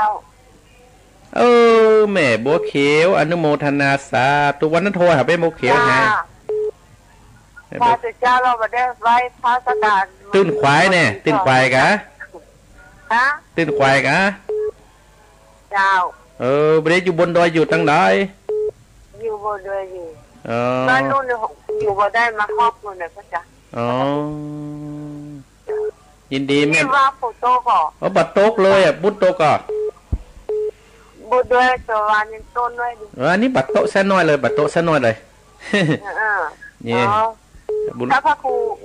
ธรรมะเจ้าเนี่ยอยากจะไปว่าถ้าพระครูวันหน้าก็มาเนาะวันหน้าจะไปจะเลินปอนจะเลินปอนแม่บัวเขียวห้วยสมป่วยจะเลินปอนเจ้าไม่สาเจ้าท่านพระครูนี่พายจากบ้านดงฤาษีเจ้าแม่เอื้องพายอันอยากจะห่วมมุงหลังคอประกาศหนังอันอยากได้เด็กมันซีจ้ะอันเด็กกับแม่โทรที่087เนี่ยได้บอกเบอร์เนอเจ้าเมื่อวันได้เนาะได้เนอเจริญปอนเจริญปอน5 โมงป่ายแล้วเนอเจริญปอนไปสาเจ้าอ้วนกันเนี่ยเจ้าวันนี้ยังได้อ้วน2 วันแล้วเนอวันนั้นล่าเขาไปแวะหันป่ะมาแวะจะกำเนาะแวะสักกรรมกะเมื่อล่าไม่สุกแก้วเนี่ยโดงหันนาดน่ะ แม่สุกแก้วแล้วก็วันนั้นขอถามแม่อันพ่อจรูนเนี่ยแม่นี่เพื่อถามหาเหรอพ่อจรูนนะจ๊ะแล้วที่คันพ่อพี่รูนแหละอันนี้คนเวียงมาเนี่ยพ่อไพบูลย์แม่จรูนเขาเนี่ยถามหาเหรอถามหาจ้ะเขาเนาะเขาว่าเขาบ้านไม่ลูกไม่ลงหัวเนอะเขาก็ไปไงจ้าอันนี้อันนี้เนอะไม่คำแปลงคนฝากมาดิไม่คำแปลงกะเจ้าคำแปลงสหิน200เด้อวันนี้จะไปไว้ได้อนุโมทนาสาธุเนอะเจ้าจะเลินปอนอันแม่สันหินมาอีก2 เมตรอันเจริญปอนกับไวสาท่านพระครูโอ้กี้บุญป่อนนี่บุญตันพ่อนไม่ได้ไปเอี่ยวกันเด้อเป็นยังเอาเนาะมันถึงกันนึกถึงกันมันถึงมันจะมาถึงมันถึงไม่อำไพประกาศซ้ำไม่อำไพอ่ะมันได้เป็นแยกกันอย่างฮะวันเดียวอ่ะไม่อำไพอ่ะแยกกันเนี่ยก็อยู่กับบ้านประคายครับคงไปปัวอยู่คนเดียวแหละบุญรักษาพ่อบุญตันเนอก็ไว้ทานท่านเจริญปอนโยนมาได้ตีแอมสัก2 สายเจริญปอนได้เตะทำเจ้าท่านอาจารย์ไม่ตุกันเนี่ยเนาะไม่แต่นายโอ้เหมือนเสียงเหมือนแม่อย่างก็แม่เจ้ผมเนี่ยแม่ตาเจ้าแม่ตาน้อยเสียงเหมือนแม่ตุตาน้อยเมื่อเสียงเหมือนคนนะเสียงเหมือนกันนะลูกข้าพเจ้ามาจากอันไว้พาดโดยจ้ะยินดีเนอะกับไว้จัดเจ้าเจริญปอนเจริญปอนมันมีฝากระปิดก่อนปิดก่อนนะได้เตะทำแล้วเนาะแต่ก็เปิดแต่ก็อู้กันกำเนอสุมาอาภัยสถาที่โทรมาเนขอสุมาอาภัยที่อีพ่ออีแม่ที่โทรมาประเด็นนี้ก็อนุโมทนาสาธุเนสถาญาติโยมเนาะที่โทรมาประเด็นเฟซให้ดีแล้วนี่เน้นมาแปะประเด็นนี้อนุโมทนาบันเย็นบันเย็นเข้ามาเพาะนะบันเย็นเข้ามาเพาะแล้วนะอนุโมทนาสาธุเนอนุโมทนาสาธุโดยเนี่ยได้ก็หายมาหายไปต่ำใส่มันหัวขับไปหายไปอนุโมทนาสถานญาติโยมที่ตั้งเฟซตั้งหลายมันหายไปนะหมอจำเตอะได้ไงหลงลืมมาตาทิศคอมเลยลุไปหมอสถานญาติโยมเอาละสถานญาติโยมกว่าอาตมาภาพก็จะได้ต่อด้วยนามธรรมคำสอนเรื่องสุริยาแห่คำผูกท่วน11มี12ผูกเนื้อสถานญาติโยมเนอะสุริยาแห่คำนี่นะมี12ผูกวันนี้ผูกที่11ละสถานญาติโยมประเดี๋ยวนี้มี12ผูกประเดี๋ยวนี้ก็มี12ผูกลุไปมาลุกันเนี่ยลุไปไหนหญิงดำผมเอาลุละเอาละสถานญาติโยมสุริยาแห่คำตั้งภาพในตอนเจ้าในวันนี้นะก็คือโยมแม่เพนขาเตี้ยพร้อมด้วยลูกเต้าพ่อสมศักดิ์เขาพร้อมด้วยลูกเต้ากูคนเปิ้นเป็นเจ้าภาพเจ้าสถาน้ำธรรมคำสอนจิ้วบะสุริยาแห่คำผูกท่วน11เพื่อจักทำบุญอุทิศส่งกุศลให้กับพ่อน้อยปันแม่เงินข่าวเตี้ยแล้วก็พ่อไพบูลย์แม่จรูนปกปิงเมืองได้เป็นเจ้าภาพกันเทศเนอะและก็นายอเนกชัยกวินอุทิศส่งกุศลให้กับพ่อสอนชัยกวินพ่อไพบูลย์แม่จรูนปกปิงเมืองเนอะอาตมาภาพจะเทศผูกที่11นะโอ้พ่อไพบูลย์แม่จรูนปกปิงเมืองนี่นะมันป่า5ตัวสุเทศนะเพิ่นมีลูกที่ดีเนอะสตาญาติโยมโอ้ลูกบ่าวเปิ้นก็อู้เป็นธรรมะธรรมโมเห็นนะว่าถ้ามันมีท่านพ่อครูเขาได้นะอีป้อดิแม่นี่อยู่ในมะม่วนเนอะประวัติของพ่อไพบูลย์นี่ก็เปิ้นเป็นคนขับรถน่ะสถานญาติโยมบ่ได้เปิ้นเฒ่าเปิ้นแก่เปิ้นก็เสียงตู้เจ้าเนี่ย ฟังกันกู้ตู้กู้โตนเปิ้นอู้ฟังส่วนวัดหนองเหียงเนี่ยเปิ้นก็มา2เตื้อและสถาญาติโยม2เตื้อละที่วัดนี่นะอนุโมทนาสาธุโดยนะป้อไพบุญเนอและขอบคุณแม่เพนคำโพธาโดยที่และแม่พัฒนานเนอที่ได้มาร่วมทำบุญสร้างบุญสร้างกุศลกับอาตมาภาพก็ขอเป็นบุญเป็นกุศลส่วน2เนี่ยอาตมาภาพตุ่มเตรอคณะกรรมการแล้วก็จะฮื้อเปิ้นเตไปซื้อเมทัลชิตอาตมาภาพเจอเลข2ตัวนะครับโชค2ตัวหาเลข2ตัวเจอโชค2ตัว2ครั้งละอนุโมทนาสาธุนะน้ำธรรมคำสอนที่ว่าสุริยาแห่คำเนี่ยศรัทธาญาติโยมผูกที่แล้วนั้นสุริยาแห่คำนั้นศรัทธาญาติโยมได้ไปที่เมืองปาราณสีได้ไปเมืองที่เมืองปาราณสีไปเมืองปาราณสีได้ลูกสาวเปิ้นได้แต่งงานกับแหมแต่งงานกับแหมศรัทธาเส้นโดนทั้งหลายโอ้แม่เปิ้นตายไปเตียวบ่พญาอินเตบุตรเตียวดาจุบชีวิตคือไปแหมเมืองปาราณสีก็อยู่จุ่มเย็นเป็นสุขศรัทธาญาติโยมทั้งหลายอยู่จุ่มเย็นเป็นสุขบ่มีเรื่องเล่าอันสักอย่างคนก็มาหาสู่ค้าขายกันเนี่ยทำสุริยาแห่คำนะสุริยาแห่คำเนี่ยจัดเมื่อก่อนนั่นเป็นละอ่อนศรัทธาญาติโยมเป็นคนตุกตะเป็นคนยากจนแต่เป็นละอ่อนที่ใจบุญใจกุศลมีทานศีลและภาวนาได้เป็นเจ้าหมู่เจ้าจุมกว่าสุริยาแห่คำสุดท้ายมาเปิ้นก็ได้มาพบกับเตบุตรเทวดามาช่วยมีเอาแห่คำมีของพิเศษแล้วก็ไปเมืองพญานาคพ่องเมืองยักษ์พ่องไปพดท่านพลนี่ได้เมียเป็น5 คนเป็นศรัทธาญาติโยมในสุริยาแห่งคำนี่นะแล้วมาพดถึงที่เมืองปาราณสีเนี่ยที่พระเจ้าเทวทัตเนี่ยเป็นพญาเจ้าเมืองที่ฮั่นเปิ้นก็ยกลูกสาวหื่มโพนตั้นทั้งหลายต่อไปเนี่ยสุริยาแห่คำเนี่ยจะเจอไอ้อย่างแหมอาตมาภาพก็ภาษามหัดที่จะบอกคือกับอีพ่ออีแม่ได้แต่อาตมาภาพก็จะได้เทศน้ำเทศธรรมเป็นมรดกธรรมกำเมืองเสียก่อนแล้วก็จะได้มาสรุปเนื้อเรื่องฮือสตาญาติโยมก็อนุโมทนากับเจ้าภาพก็คือพ่อไพบุญเมธเจริญปกปิงเมืองบ้านป่า5โดยสุเทพตำบลโดยสุเทพอำเภอเมืองจังหวัดเชียงใหม่แม่เพนขาเตี้ยอุทิศบุญกุศลให้กับป้นน้อยปานแม่เงินจีนาอิและนายอเนกชัยกาวินอุทิศสะสมกุศลให้พ่อนายพ่อสอนชายไซกาวินอยู่บ้านตาจางเนี่ยนโมทนาสาธุโดยและก็โยมยุพินหอมมาลาไม่หยวกเป็นเจ้าภาพห่วมตัวเห็น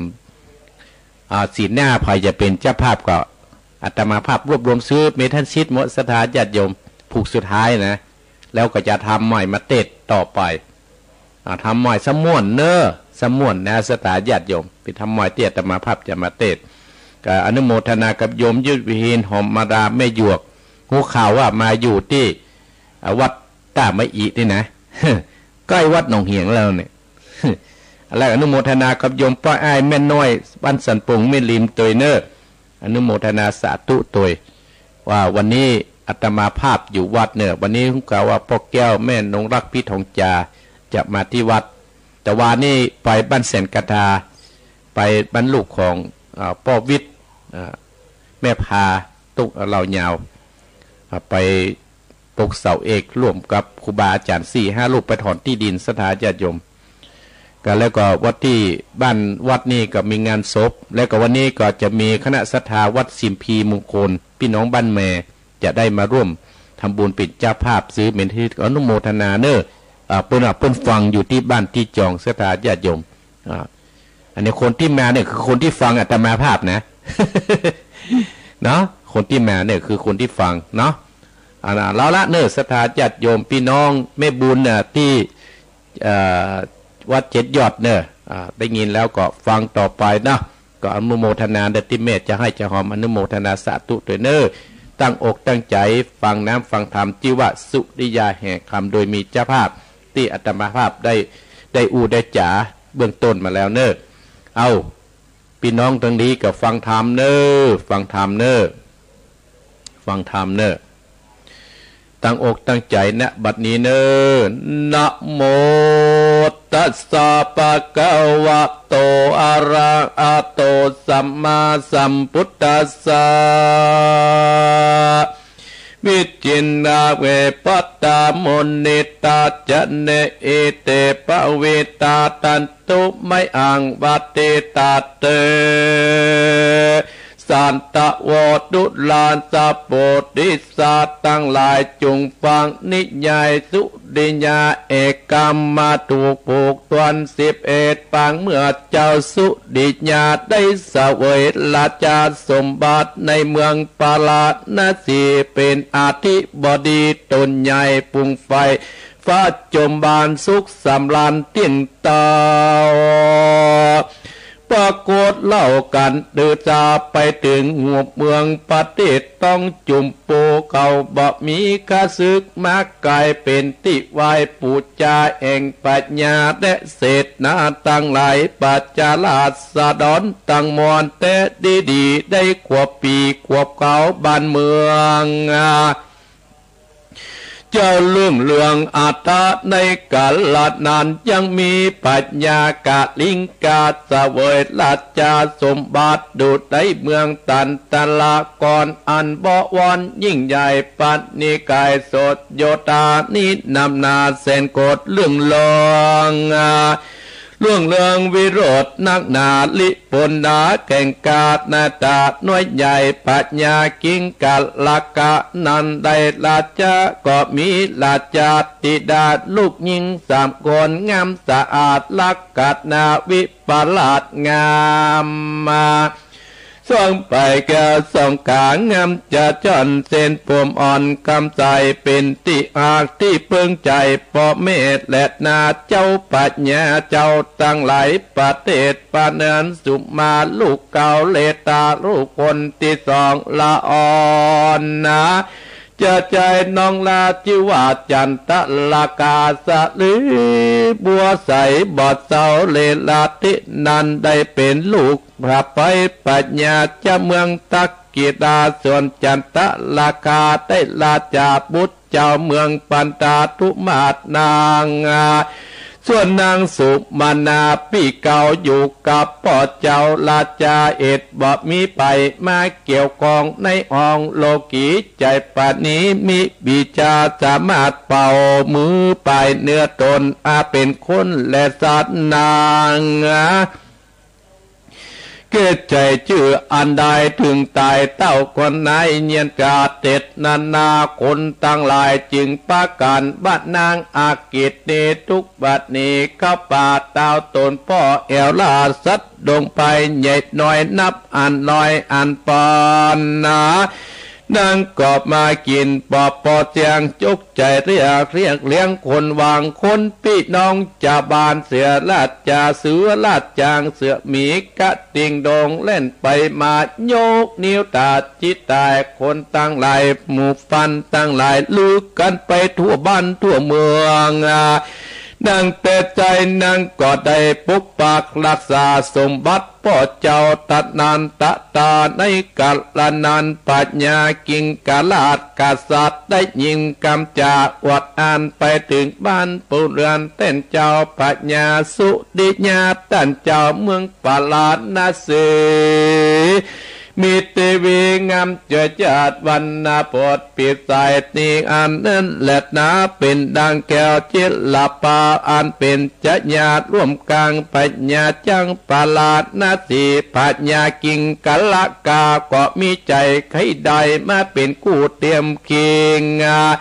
จิงเลือกลูกนางยิงโยดไข่ปะอดปรึกษาลัจจติตาตนโลกแล้วกัตตาวาตีปรึกษาการอามาตตั้งหลายหมู่อามาตตั้งหลาย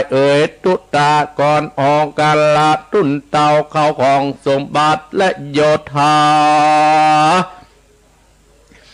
ปัญสันใดแม้นเอาประสงค์จักกะตำสงการก็บ่มีอันต่อการพวกเขาก็ปัสสัตกันกลัวกันลาจติดาเฮาแท้ดีเฮากะตำสันใดดีจึงหื้อหมู่กษัตริย์ ตั้งหลายมาอ่อนน้อมยกเป็นเขาตอกดักไม้บวชไหลประกาศหนึ่งเอาจักไปเอานางวิมาราจันตะโมกีสุวรรณารีมาเป็นทิวีตั้งไอเหกรรมมาเป็นปอดิจักเจตันตันตั้งหลายและเจ้าตัวลาเศษนาตั้งสี่พร้อมสี่จุดตาการเลือกเอาแต่คนอ่านสำนานจบแก่นจังมาแอนจะนายและคนตั้งหลายตึงหมื่นตะโนตั้งหลายกอบปาการเลือกเอาคนเกณฑ์กาไปลบหืดโยตา2 ล้าน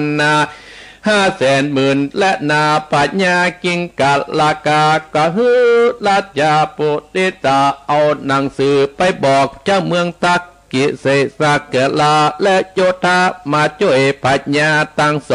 2ราชาบุตรตั้งหลายยกลิปนมาช่วยกับบอกป่วยเสียการโยธาอ่าน2 ลายแล้วก็บอกกลัวการกะละมาหลอดปัญญากิงกะลาดขุนพลราชาบุตรเขินตนพร้อมเสร็จนา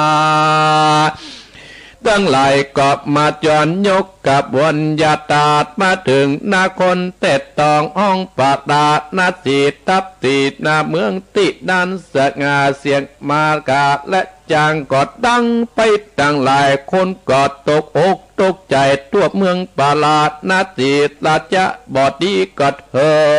ง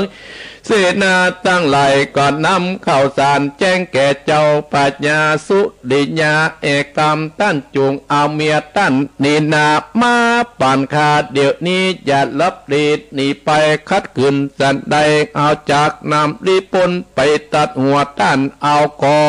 ง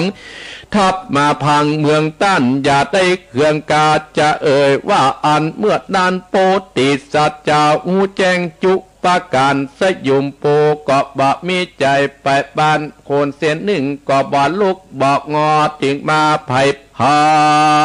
นเมื่อเบาหน่อยขอไว้อาสาละจาจัวเอานี่เล่ามีความป่าบ่มีความบาทรงเอาคาซึกมาเก่งกามออกดาบกว่าปัจจลาสะดอนตกใจคนตั้งหลายก็อิดแต่เดือดร้อนขามุ่นหน่อยขอกำลังตั้นมบหมู่ปองเมืองโดยอ่านมาบุญเรืองขอโอกาส7 วันจักนำราชาบรรดาการเทวีไปปอดิจากกาขอมาอาละเจ้ายังทับอยู่นอกปราณนาสีตกแต่งมอหนละศพไหลปาการปุงปัจจลาสะดอนจมสิ้นสนุกตื่นนัดและนาตวน7 วันกอบปากันกำหนดเขตได้เกศเอาตะวายราชสมบัติเก่าราชติวีแก่พระมูนีทั้ง3 องค์ว่าอ่านเสเดินนำข่าวสารไปบอกแก่ปัญญังกะบาดเนียเมืองกาดอิงกะว่าแล้วรับขันเจ้าปองเป้วบินบานรับองค์การรับจางยกตาปานกับวันแน่นนาพึกกาเข้ามาอาสัจเจ้าแต่ลาตั้นเจ้าทรงมีมโหฬารศพสลองกันใหญ่ไปบอกว่าเจ้าสุริยาเอตัมจักกะตัมสันใดเข้าใจเขาว่าเขากลัวโกพระผู้บันกะลิงกะลาดอามาตเสนา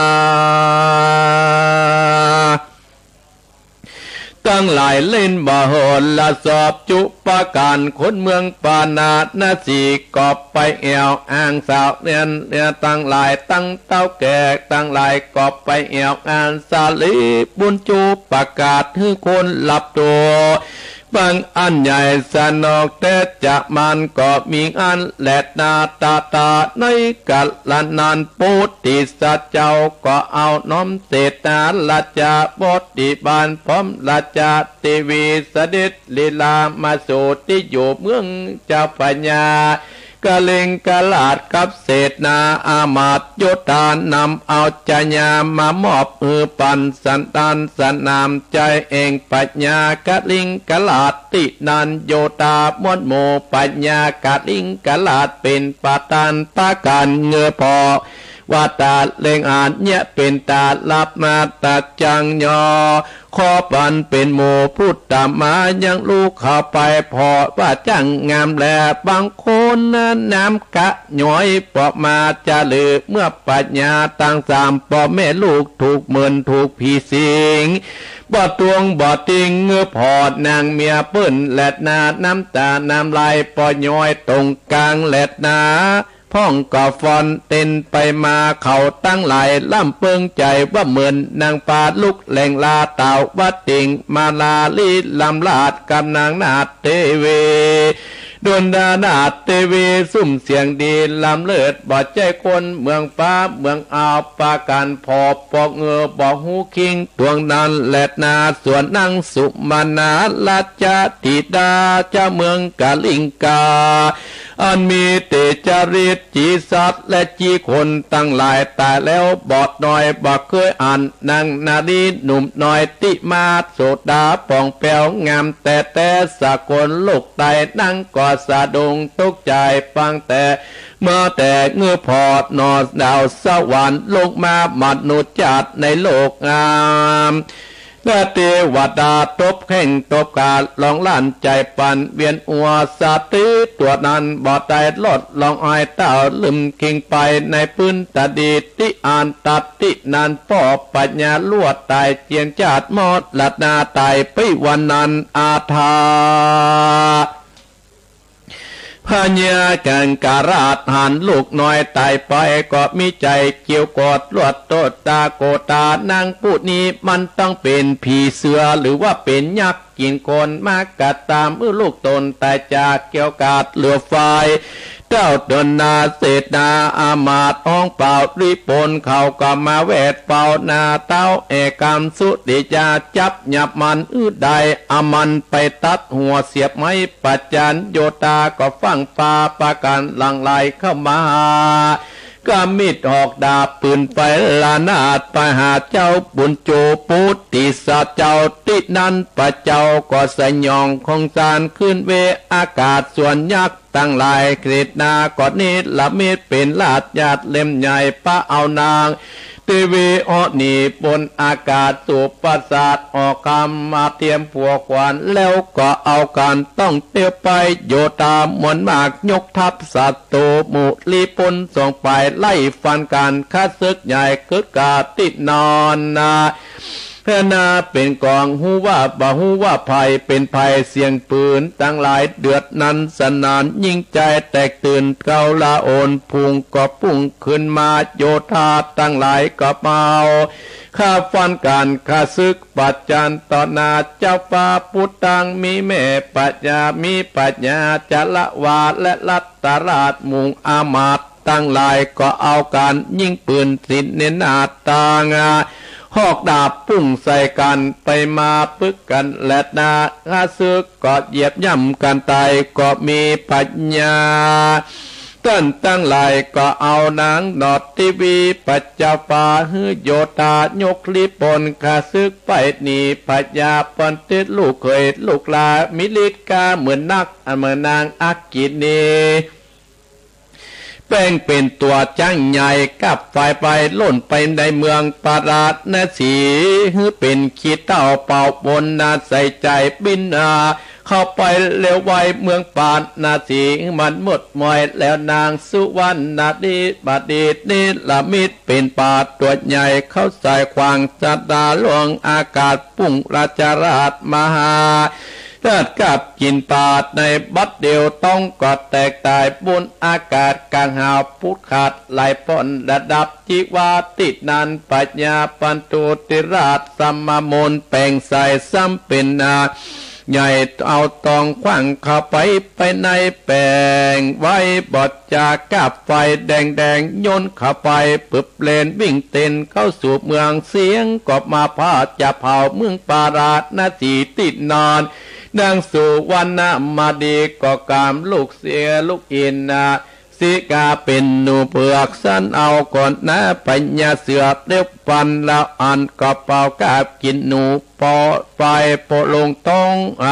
ไม่เป็นไฟไม่ต้องเสือโค้งนันนาเป็นเล็กเป็นโพงไปนาและหน้าเอียเป็นดินเป็นทรายคนตั้งหลายก็ไขหัวเปิดโซยามนั้นส่องกษัตริย์ติราชก็อยู่บาดเลยปนเอาเจ้าเอกมบาตาเศษนายักษ์ตั้งหลายตัวลานตากำพ่องเก่ากำดาบกำหอกตัวไปติงเลียงหน้าเขาปลายหกวิ่งเต่งปันโยธามันปันดาราชปุนดากะละจาก็โดนออกดาบตายไปก็มีลิปูนหญิงใจตั้งหลายก็มาแต่กันนาเมืองเจ้าจอมตายติหันนาทุกเวทตัดนายับตวงติงตายก็ด้วยใจยันและสติขึ้นมาเจ้าก็โพดตุนาตุวัดนานพุทธิเจ้ากันบาจูบอดจุไลกรรมญาสัจจะเที่ยงมันเที่ยงเรียนนานเจ้าจีวาในกัดลาเขาตั้งสามสัจจะสาบานโพธิสัจเจ้าพระเจียงเจ้าก็มากามปล่อยหื้อเขาออกแล้วก็ปาการก้มกราบแทบวาตาขอสุมาปดพเนเจียนจากกรรมเนโอจุกลาจาตังดีลีมีบาปมีกรรมอาฆาตจองเบนและมอบเกณฑ์เมืองเป็นเจ้าต่อสั่งเจ้าตั้งสามมีกาสินตินกินตามคำสอนพุทธเจ้าลาของภัยกองมันเป็นอาณาเขตอย่าเบียดเบียนซึ่งการและการเมตตาภาวนามีศีลจะได้ประมาทว่าอันปัญญากิงกลาดราชาบุตรเคยตั้งเสนาอามาตตั้งหลายเขาก็มีใจผ่องแผ้วยินดีอันจุดีกับนาตนอำลาไปเมืองตนโพธิสัจเจ้าอันว่าโพธิเจ้าภูมิบัตัดราชาอากาเศษนาโยธากอบปาการขึ้นสู่ปราสาทเวชจะโยนก็มิแลตั้งแต่แรกแต่นั้นโพธิสัจเจ้าราชเทวีบ่มีความกฎหมายบ่เจ็บใครสันดอยจำเริญสุขเสมอใจตั้งเสดมาอามาตุกขการติมาปัจจลาสะดอนบัตุกสันใดพระผู้บานเจียงเจ้าอันเป็นเงาปัจจลาสะดอนนาจาดบุปการก็บอกขาดธรรมจาดกิจนาเล็ดนาสุขมาไปป่าพนเมืองจำเริญเมตตาเผาวัดนากินตานอุปถากรักษาตามคำสั่งสอนพุทธเจ้าบำรุงผู้เฒ่าผู้แก่ปฏิบัติพ่อแม่ตนอยู่บ่ขาดนำไปตัดลัดสะดอนกัดตามปุญกิริยาต่างๆตามแบบเบาบันติตะกาตุนาต่อผู้ตามตั้งลายญาโจกพิภพมาขอและของการและบามีกรรมกาขาแข่งกับอาแปงพี่น้องเพื่อนตองตั้งลายหมู่เอาอาพี่น้องคนยิ่งใจตั้งหลายยกมือไหวพระบุญเตือนแล้วคนตั้งหลายปฏิบัติตามคำสอนท่านเจ้าผู้เป็นเผ่าศาสตร์ทุกการก็มีงานและนาจันตลากะลังกะโลเตเสื้อนางจันตลาเมตเต่าตั้งแก่เทเต่ากอดจุดที่ตายไปเกิดเต้าวัดติงสาเทวัดโอกตามอายุสอดเองสงการในกาลนานตาโตปัตตะแหลกแต่นั้นพระเจ้าองค์กามตำบลตันสร้างวิหารเจดีย์สระบาทหมดหลับมวลนาเรียบร้อยจากนำหมู่เศษนาอามาตปัจจาราชแป่งถนนหุนตังเตียวตายได้สะดวกสบายกัตตสิตาปราชนาสีปฏิตองผู้คนก็มีสติปัญญาตนะตำสอนวิชาคุณบ้านเมืองก็เจริญรุ่งเรืองทุกฝ่ายที่สุขสำลันไปนาเตจะสินบุญกินบุญตานโพธิสัจเจ้าปรมสมบัติบลายดูตั้งกินดูตั้งใจนิจการบ่ขาดจิตาพัมนานาพิภพคนก่อตันตั้งหลายตามมโนดนิไปไฟอ่างเป็นติหากแกลคนและเทวดามากนาก็มีอันแดดนาสุวรรณจารางนิติตังขิญาเตสนาสุดิญญาเอกามผูกทวน11กอบบังคมสมเลสเดช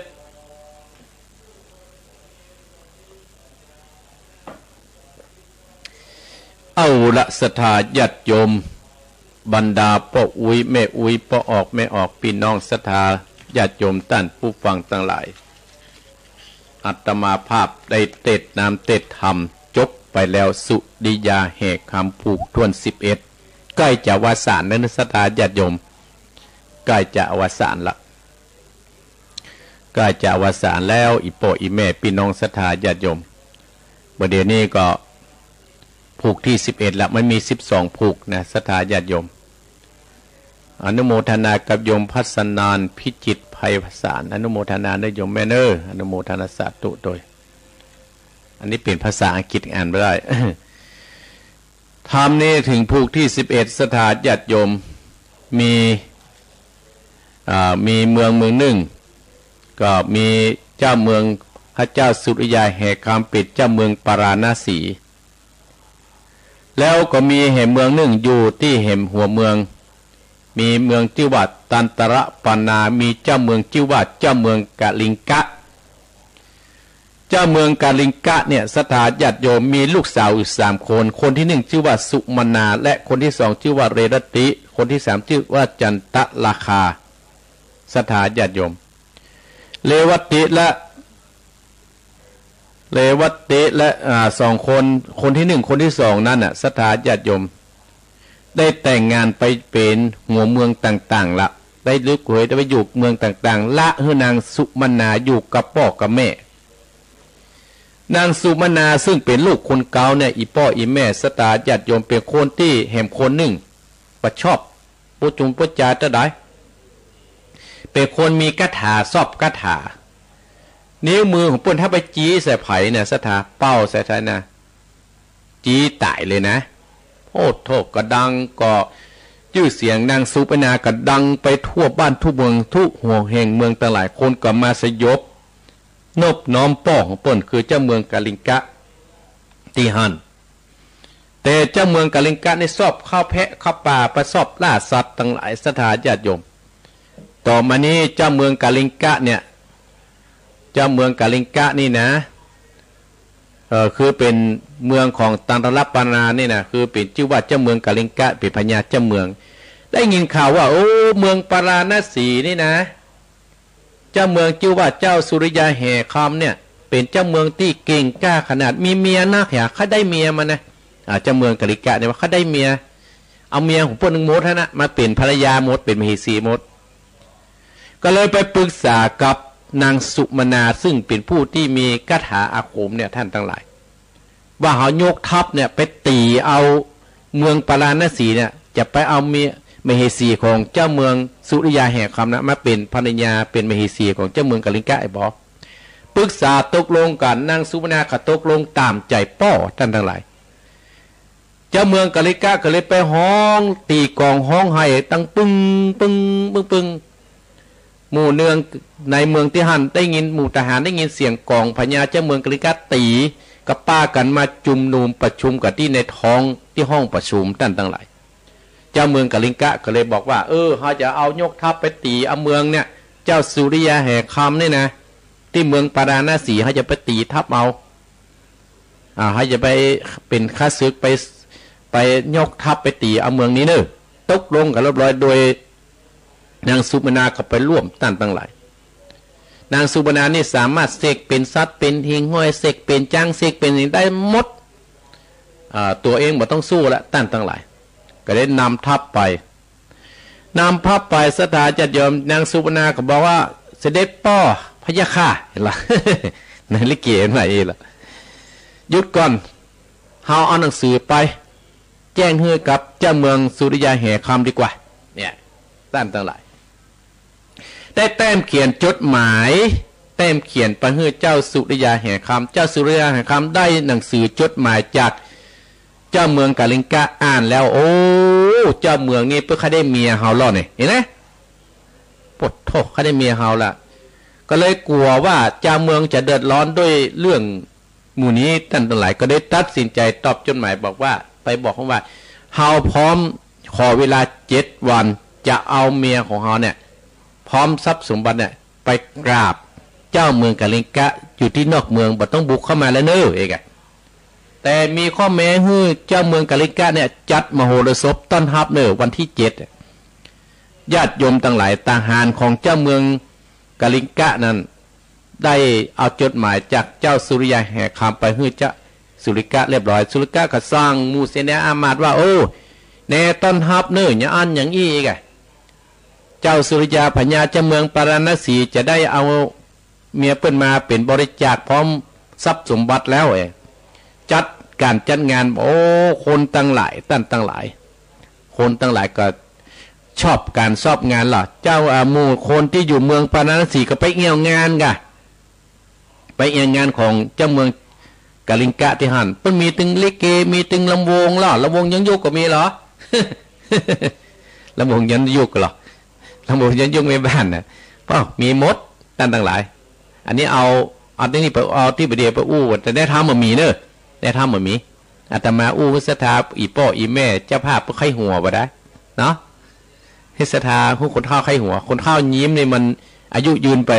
เป็นเดือนบ่เนอะประเดี๋ยวนี่อายุยืนเป็นเดือนไปยืนเป็นปีเหมือนกันตั้งหลายก็มีโหรสพต่างๆคนก็ม่วนคนจ้างคนก็ไอ้แห้งแม่นี่ก็จีบกันกะบ่าวสาวก็จีบอู้กันไปมาเอาวันทุ่น7เจ้าสุริยาแห่คำเอาพันญาพุ่นไปแต่ไปมอบเพื่อกันหมู่คนตั้งหลายเจ้าเมืองกาลิงกะหันมเหสีของเจ้าสุริยาแห่งคำปูดโทจนเงื่อตั้งทั้งหลายจนพบว่าต้วงไปทีเหมือนผีเข้าบ่ต้วงเหมือนเตียงน้ำลายน้ำกะย้อยออกจากตรงกลางหมดบ่เคยหันคนงามอย่างนี้ภายหันเงื่อพอหมดโอ้มเหสีของเจ้าสุริยางามแตะงามง่าเหมือนนางฟ้าลงมาเกิดเลยนางสุมาณาท่านทั้งหลายหันพันนิญญาของเจ้าสุริยายิ่งใหญ่กระตาพออันนี้นะท่านทั้งหลายลวดอกแตกตายก็ว่าอย่างเดียวตายไปเลยในที่สุดเลยท่านทั้งหลายเจ้าเมืองกาลิกะหันว่าลูกตายไปอย่างนั้นหาว่าโอ้เจ้าสุริยาไม่ยิงแบบนี้เป็นยักษ์แล้วเนี่ยเป็นผีแล้วเป็นอะไรอย่างก็ได้โคตรเลยกะเนี่ยตมาภาพว่าความขี้โกรธขี้มิ่งเนี่ยเกิดขึ้นแล้วที่มาเกิดขึ้นเพราะความโลภเจ้าเมืองเจ้ากาลิงกะเนี่ยโคตรเพราะความโลภอยากได้เมียเปิดมันเกิดเป็นข้าศึกขึ้นเหมือนในธรรมที่เหมือนที่อาตมาอุดเจ้านะแล้วเกิดเสือขึ้นท่านทั้งหลายโดยเจ้าเมืองปาราณสีคือสุริยาแห่งคำอยากมีจะเอาเมียเพื่อไปบริจาคเนี่ยแล้วก็เกิดบ้าหานแล้วก็เงื่อแล้วก็ลวดตายไปอกแตกตายไปแล้วเกิดความมิ่งเลยบอกขมูเสนาเอายับไอ้เจ้าสุริยาแห่งคำยับเอาหมูไม่ยิงเขาเลยนี้เขาเป็นยักษ์เขาจะฆ่าเลยเนี่ยด้วยความโกรธความมิ่งแบบฟังฟ้าฟังผีความโกรธเกิดขึ้นแล้วเนี่ยในพญาเจ้าเมืองในท่านทั้งหลายเลยความหลงว่าตัวเองนี่เก่งกล้ากูเขาจะต้องฆ่าให้ได้กูจะต้องทำให้ได้โดยบัจจัยสติปัญญาอีพ่ออีแม่ส่วนเจ้าเมืองของเราเจ้าเมืองสุริยาแห่คำเจ้าเมืองปาราณสีที่มีเบสีนั่งเนี่ยเปิ้นใจสติปัญญาโดยคบบัณฑิตนักปราชญ์เปิ้นใจพิจารณาคิดทั่วทวนโดยบ่อยากให้เมืองปาราณสีเนี่ยแตกตื่นกันโดยบ่ให้คนได้ตายกันเลยอันไม่ยิงเนี่ยมามอบให้แต่ได้ก็เกิดเหตุการณ์นี้ขึ้นพ่ออีแม่พี่น้องศรัทธาญาติโยมสู้รบตบมือกันกะสุริยาแห่คำเหาะขึ้นมาฟ้ามีไปพวกละมเหสีจัดการเนี่ยบทโทษมูนางเขาเพิ่นมีกระถุมกระถาหล่อลูกเขยเพิ่นมีกระถุมกระถาเสกเป็นอันเสกเป็นนี่กะเสกเป็นนกเนาะเสกเอากาบไฟจะไปเผาเมืองปาราณสีกับท่านทั้งหลายไปเผาเมืองปาราณสีก็มูนก็เสกไปเสกมาสู้ด้วยกระถาอาคมเหมือนในหนองนั่นเลยนะท่านทั้งหลายเป่ากระถาสกัดสุดท้ายสถาญาติโยมด้วยบุญญะปานมีของเจ้าสุริยาแห่คำกับมเหสีที่อยู่ในเมืองปาราณสีหันบุญญะปารมีเปิ้นนักเปิ้นได้ทำบุญไว้เจ้าเมืองกาลิงกะพร้อมด้วยเขย2 คนนั่นน่ะก็โดนเจ้าสุริยาแห่คำเอาแห่แตดฮะเอาแห่คำนั้นตอดไปจับเขาได้ดิ้นก็จะตายดิ้นก็เจ็บขึ้นสุดท้ายก็ยอมท่านทั้งหลายก็เลยเจ้าสุริยาก็บอกว่าโอ้ถ้าเจ้าก็บัดซับก็ดีนะเขาจะปล่อยนะก็เลยยอมกราบแทบเท้าเจ้าสุริยาแห่คำเจ้าสุริยาแห่คำก็เลยบอกว่าเอ้า เจ้าเนี่ยก็ไปปกบ้านปกเมืองหนึ่งเก้าแล้วต่างคนก็ไปเป็นพญาเจ้าเมืองไผ่เมืองมอนเนอร์แต่จะปิกบ้านปิกเมืองนะฮะขออู้เหตุกรรมเนอคือสู่เขาอยู่ในบุญกิริยาวัตถุ3ประการเนอหนึ่งก็คือมีตาม2ก็คือมีศีล3ก็คือมีภาวนาเนอคือไปอู้กับลูกบ้านลูกเมืองเฮาคือปฏิบัติคือได้เนอตานก็คืออีดูคนตั้งหลายที่มาตกทุกข์ด้วยยากจะไปดูคุกดูแควนกันศีลก็คือมีศีลรักษาตัวรักษาตนจะไปเบียดเบียนคนอื่นคือได้ทุกข์ยากอะไรอย่างสอนคือ3พญาเจ้าเมืองนั้นตั้งหลายภาวนาก็คือมีภาวนานักคือมีปัญญาและพิจารณาดีว่าสิ่งใดดีสิ่งใดบ่ดีเนอหรอสอนอบรม3พญาเจ้าเมืองกับปล่อยกับไปเมืองตันตนครคือเจ้าเมืองกดินากาแล้วก็เมืองแห่ง2เมืองนั่นก็ได้ฟังคำสั่งสอนของเจ้าสุริยาแห่งคำเมืองนั้นก็อุดมสมบูรณ์คู่คนก็แห่แห่งกันมามากหน้าตาสถาญาติโยมทั้งหลายเจ้าเมืองส่วนเมืองปาราณสีคือเจ้าแม่จันทตรานั่นคือแม่ของเจ้าสุริยาแห่งคำอยู่มาเมินพอสมควรเมื่อมีเกิดมีแก่แล้วก็มีเจ็บแล้วก็มีตายแม่จันตราของแม่ของเจ้าสุริยาแห่งคำก็ได้เชี่ยงชีวิตไปตั้งหลายเชี่ยงชีวิตไปทำเรื่องนี้ก็จบตัดที่นี่อีป้ออีแม่โอ้อาตมาภาพเข้าเอาผูกที่12มาเตดมาจบเลยเนาะแต่อามาเตศบ่ได้สถาญาติโยมเพราะว่าท่านอาจารย์ท่านพระครูพิวัฒนวิกรมปุ้นกำหนดเวลาตึก6 โมงเมื่อเช้าและท่านอาจารย์เพิ่นก็บอกว่าห้ามเกินถึง6 โมงต้องค้างไว้10 นาทีเพื่อจะให้ท่านอาจารย์วรรณชัยมาออกต่ออาตมาภาพเนี่ยทุกอย่างนั้นต้องมีกฎมีเกณฑ์ต่างหลายต้องเคารพกฎเกณฑ์ที่เปิ้นได้ตั้งไว้อาตมาภาพเลยจบทำเรื่องนี้สุริยาแห่คำผูกที่11จบตัดที่นี่เจ้าสุริยาแห่คำและกระศพของแม่เปิ้นจะเผาอย่างใดนั้นอาตมาภาพประสามารถที่จะตอบศรัทธาได้เพราะฉะนั้นอีพ่ออีแม่ก็ฟังผูกท่วน12วันตนอวสานติดหน้าเน้อถ้าเน็ตดีอันอย่างดีเฮาก็จะได้มาพบปะกันต่อไปอนุโมทนากับโยมแม่เพนคำโพธาเนอแม่จันเพนคำโพธาที่เข้ามาโอ้นี่เข้ามาจะหลายคนนี่อันนี้ไข่เนี่ยอันนี้ไหว้สาแต่ไม่อ่านมาได้เป็นภาษาอังกฤษอนุโมทนาสาธุเนอะเข้ามาเนี่ยเนาะเพราะฉะนั้นการตมาภาพก็เลยจะเปิดสายช่วงสุดท้ายนี่5 นาทีให้ศรัทธาญาติโยมแล้วก็ตมาภาพห้างเอาเวลาให้กับท่านอาจารย์ท่านพระครูพิวัฒนวิกรมนั้นได้โอนให้กับท่านอาจารย์วรรณชัยต่อไปใครจะโทรมาเดี๋ยวก่อนฟังโทรเดี๋ยวใครที่จะโทรหาอาตมาภาพเพื่อโทรหลังหมายเนี่ย087-177-4469เนาะ087-177-4469ก็ได้ยอดตลาดอาตมาภาพแห่งกรรมเขาก็มาตานก่อนเนาะถ้าหลังคาแล้วถ้าเพดานเหมือนแล้วเพดานรู้หมดศรัทธาญาติโยมเพราะว่าดินตกสมันให้ได้เป่งใหม่แล้วซ่อมแซมใหม่นะว่าถูกเลข2 ครั้งถูกพายุเมื่อ14 เมษายนแล้วก็จะจัดงานศพในวัดให้มันนี่ศพคนเฒ่าหลายญาติเนาะก็จัดทำบุญไปแต่ศรัทธาญาติโยมก็ช่วยกัน5:45 นาทีโทรได้เนอะศรัทธาญาติโยมโทรแล้ว087-177ใช่087-177-4469นี่เป็นเบอร์ส่วนตัวและ082-885-7225โทรมาเจริญปอนครับกล่าวไว้สักครับท่านพระครูป้อบุญธรรมครับปุ้งน้องมีสิงเป็นดีแท้เนาะแต่กะถ้ามีสิงนี่ก็ว่าลูกหัวของเพิ่นเลยบ่คือบ่อ่านแล้วเนาะแม่อยู่สบายดีเนาะครับสบายดีครับฟังด้วยกันเนี่ยครับยินดีเนี่ยฝากพี่รักษาสุขภาพทุกๆคนเด้อเนอตึกๆหลานเด้อเนกะไว้สาครับเจริญปอนป้อบุญธรรมเจริญปอนประกาศเจ้าธรรมครูแม่เพนเจ้าเห็นเนอชัดเจนในเรื่องยินดีเนอที่เป็นเจ้าภาพเนอเจ้าบุญรักษายินดีเจริญปอนโทรเข้ามาข้างหน่อยเดียว เจริญปอนไหว้เจ้าแม่ท้องเจ้าแม่ท้องฟังกี่โมงลีฟัง5 โมงบัดตันได้ไหว้พระอาตมาเริ่มเตะแล้วเนาะการฟังเพลงมันยังไม่เคยได้ยินนั่นเนาะอ๋อเพิ่นให้เพิ่นถ่ายทอด5 โมงแม่เนาะเพิ่นให้อย่าเปิดขวายเนาะเปิดขวายพอดีละได้ฟังแค่นี้เนาะเจ้าอนุโมทนาสาธุนะแม่เด้อขอท่านพระครูไล่ลูกภัยไข้เจ็บเด้อเช่นเดียวกันเด้อ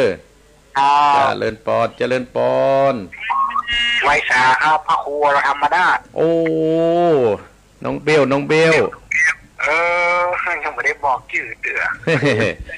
จำหรอเลยทดสอบครูบาอาจารย์มานะจำได้ยินเนอ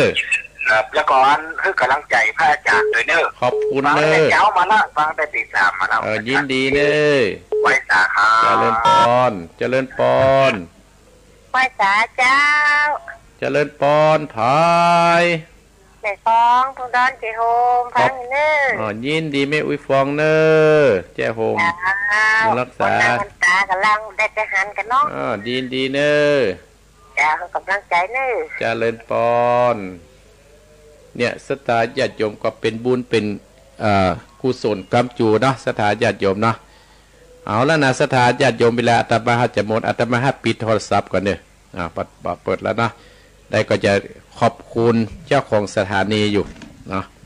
จะขอบคุณเจ้าของสถานีอยู่เพื่อเฮาบ่ได้ไปเจ้าเพื่อได้ก็ขอบคุณเพื่อนสถาญาติโยมนะอาตมาภาพขออนุโมทนาขอบคุณเจ้าของสถานีรับส่งที่2แล้วก็หมายมีสถานีวิทยุบ้านทุ่งเรดิโอ FM 89.50 อำเภอสันปะตองจังหวัดเชียงใหม่และสถานีวิทยุขึ้นธรรมชุมชนห้วยตองซัก 98.75 จอมตองเชียงใหม่และสถานีวิทยุเวียงปะเป้าเรดิโอ 90.00 อำเภอเวียงปะเป้าจังหวัดเชียงรายและสถานีวิทยุคณะสงฆ์อำเภอฝาง 100.25 อำเภอฝางจังหวัดเชียงใหม่และสถานีวิทยุมนต์เสียงธรรมวัดบุพารามอำเภอแม่แจ่ม 106.25 และสถานีวิทยุชุมชนคนเมืองลี้อำเภอลี้จังหวัดลำพูน FM 103.75 และสถานีวิทยุวิทยุเสียงธรรมจากวัดจาน 103.50 อำเภอกันยานิวัฒน์และสถานีวิทยุชุมชนคนนาน้อยอำเภอนาน้อยจังหวัดน่าน 90.50 และสถานีวิทยุสีคำเรดิโออำเภอเวียงสาจังหวัดน่าน 92.50 และสถานีวิทยุเสียงสายเรดิโออำเภอต้าวังผางจังหวัดน่าน 100.75 และสถานีวิทยุชุมชนคนเหนือเขื่อนอำเภอฮอด 90.75 อำเภอฮอดจังหวัดเชียงใหม่และสถานีวิทยุน่านฟ้าเรดิโอ 101.75 ปัดแดดอำเภอเมืองจังหวัดเชียงใหม่และสถานีวิทยุคนต้นน้ำ FM 104.5 บ้านปุ่งน้ำร้อนแม่เจดีตำบลแม่เจดีเวียงปะเป้าเชียงรายและสถานีวิทยุดินแดนถิ่นล้านนา 103.50 อำเภอสันปะตองจังหวัดเชียงใหม่และสถานีวิทยุล้านนาเรดิโอศพปาดจังหวัดลำปาง 95.75 และสถานีวิทยุขึ้นพระพุทธศาสนาการศึกษาวัฒนธรรมวัดไฟหิน 104.50 วัดไฟหินเชียงใหม่และสถานีวิทยุเพื่อการศึกษาพัฒนาอาชีพ FM 103 อำเภอเมืองจังหวัดลำปางและสถานีวิทยุ 99.50 วิทยาเทคโนโลยีและจัดการกพผ.แม่เมาะจังหวัดลำปางโดยคุณอนุพงษ์จีนะเนออนุโมทนาสาธุทุกท่านทุกคนที่เจ้าของสถานีบุญกุศลจงคุ้มครองรักษาเจ้าของสถานีทุกท่านเนอและอนุโมทนาท่านเจ้าภาพทั้งหลายที่ได้เป็นเจ้าภาพเจ้าสถานที่อาตมาภาพได้อ่านมาเนาะวันนี้วันติดอาตมาอยู่เนอถึงวันนี้อยู่ทั้งวันอยู่ทั้งวันพระจะมากับมาเฮาก็ป้องกันตัวใส่หน้ากากเนอมาอาตมาภาพนะมีเจียวและมือหื้อเรียบร้อยเนาะเอาละขอให้ศรัทธาญาติโยมมีแต่ความสุขความเจริญยิ่งขึ้นไป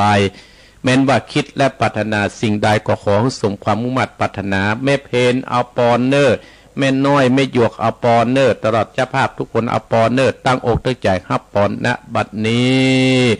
สัพปิติโยวิวัสสันตุสัพพะโลโกวินัสสันตุมาเตมตรายโยสุขี